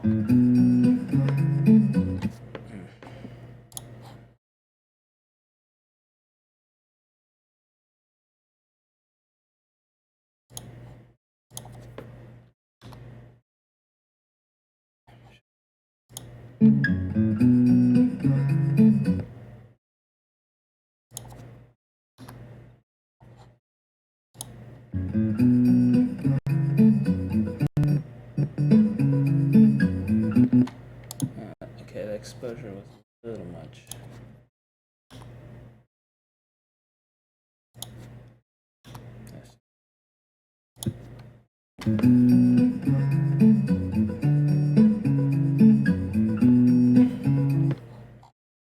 Exposure's way too dark here. Yeah, it's a little too dark.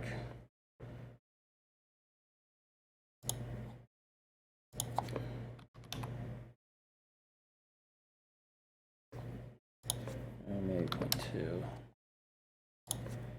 3. A little bit.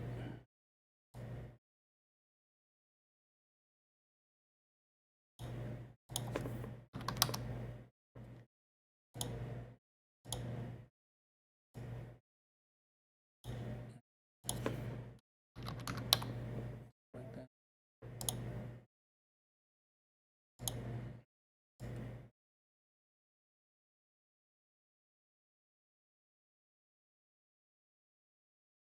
Basically gonna brighten this rock up a bit, so 40.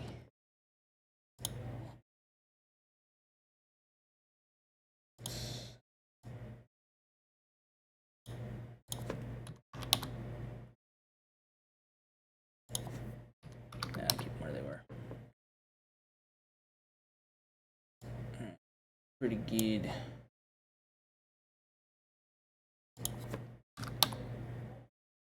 That 10. And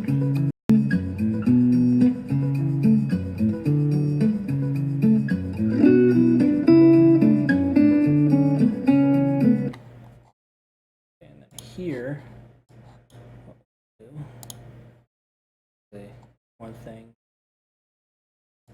gotta lower exposure for sure. There we go. There we go. Go that low. Go ahead. Contrast. Yeah. Highlights. Definitely lower the highlights. Okay. Make 20.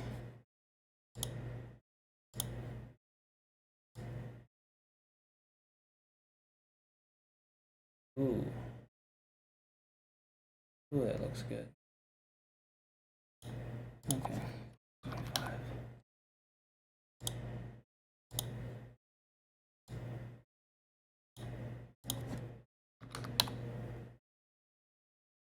Yeah. Good.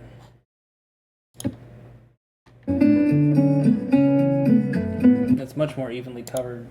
It's less of a shock of like, oh my god, it's so bright. You know? It's all right.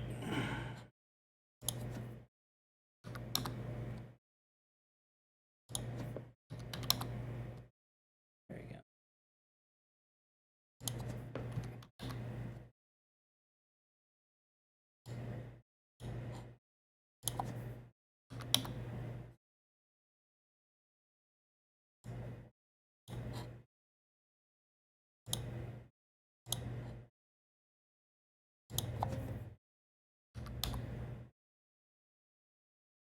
Much 25.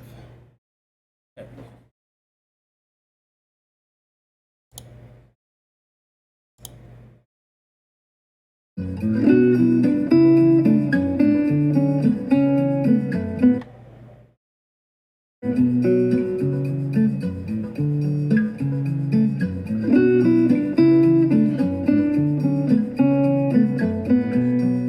Okay, cool.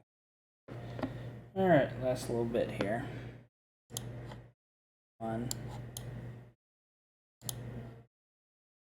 Temperature's definitely.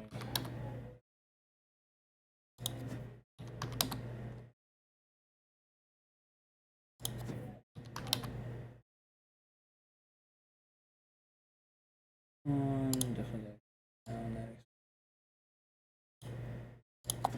Egg. Ooh. Like 0.2, my bad.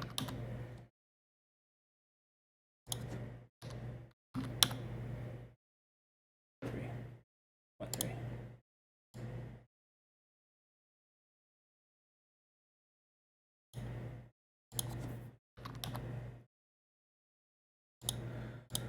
Okay.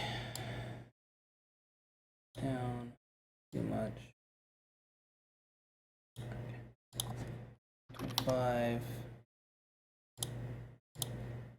This will deepen it so you get more detail on the rock. You don't want the rock to be too dark. So, whites. Gonna take the edge off that a little bit.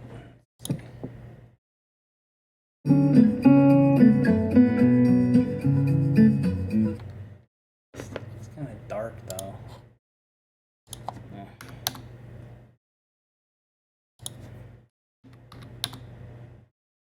Okay.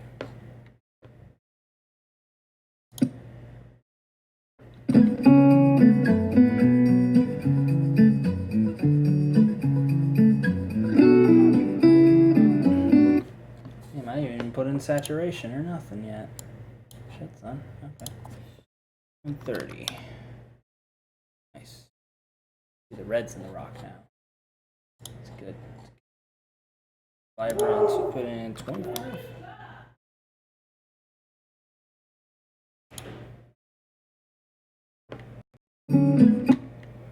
I do want to lower the exposure on this just a touch. For the other one.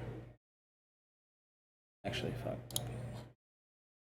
Go ahead and 7.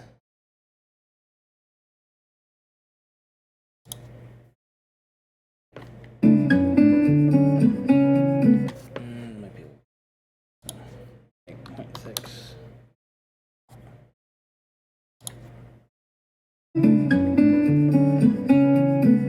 That's better.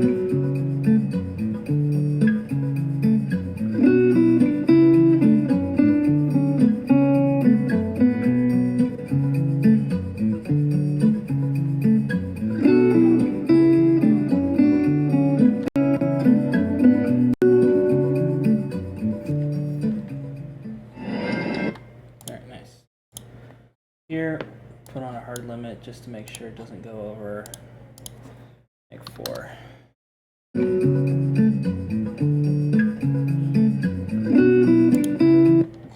don't think it does, but let's listen back to it real quick.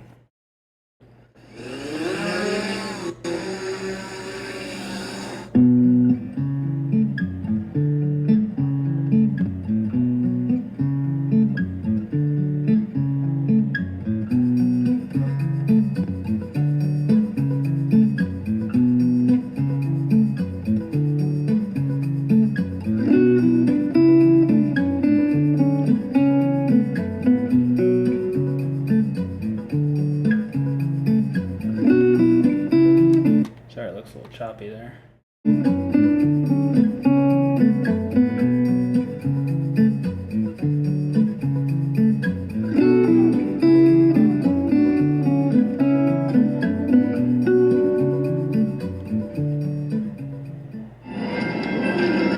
Nice.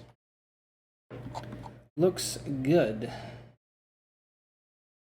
Very, very good. And that's kind of where we're at right now, like the first third, basically. All right. Well, it's been fun, guys, but I'm gonna get going here. Gotta get some food. Feeling hungry as fuck right now. So I just want to thank you guys for tuning into this live stream unannounced. That's how I do these things. But with that said, guys, this is the Andy Sound. For now, as always, see you next time. See you later, guys. Bye.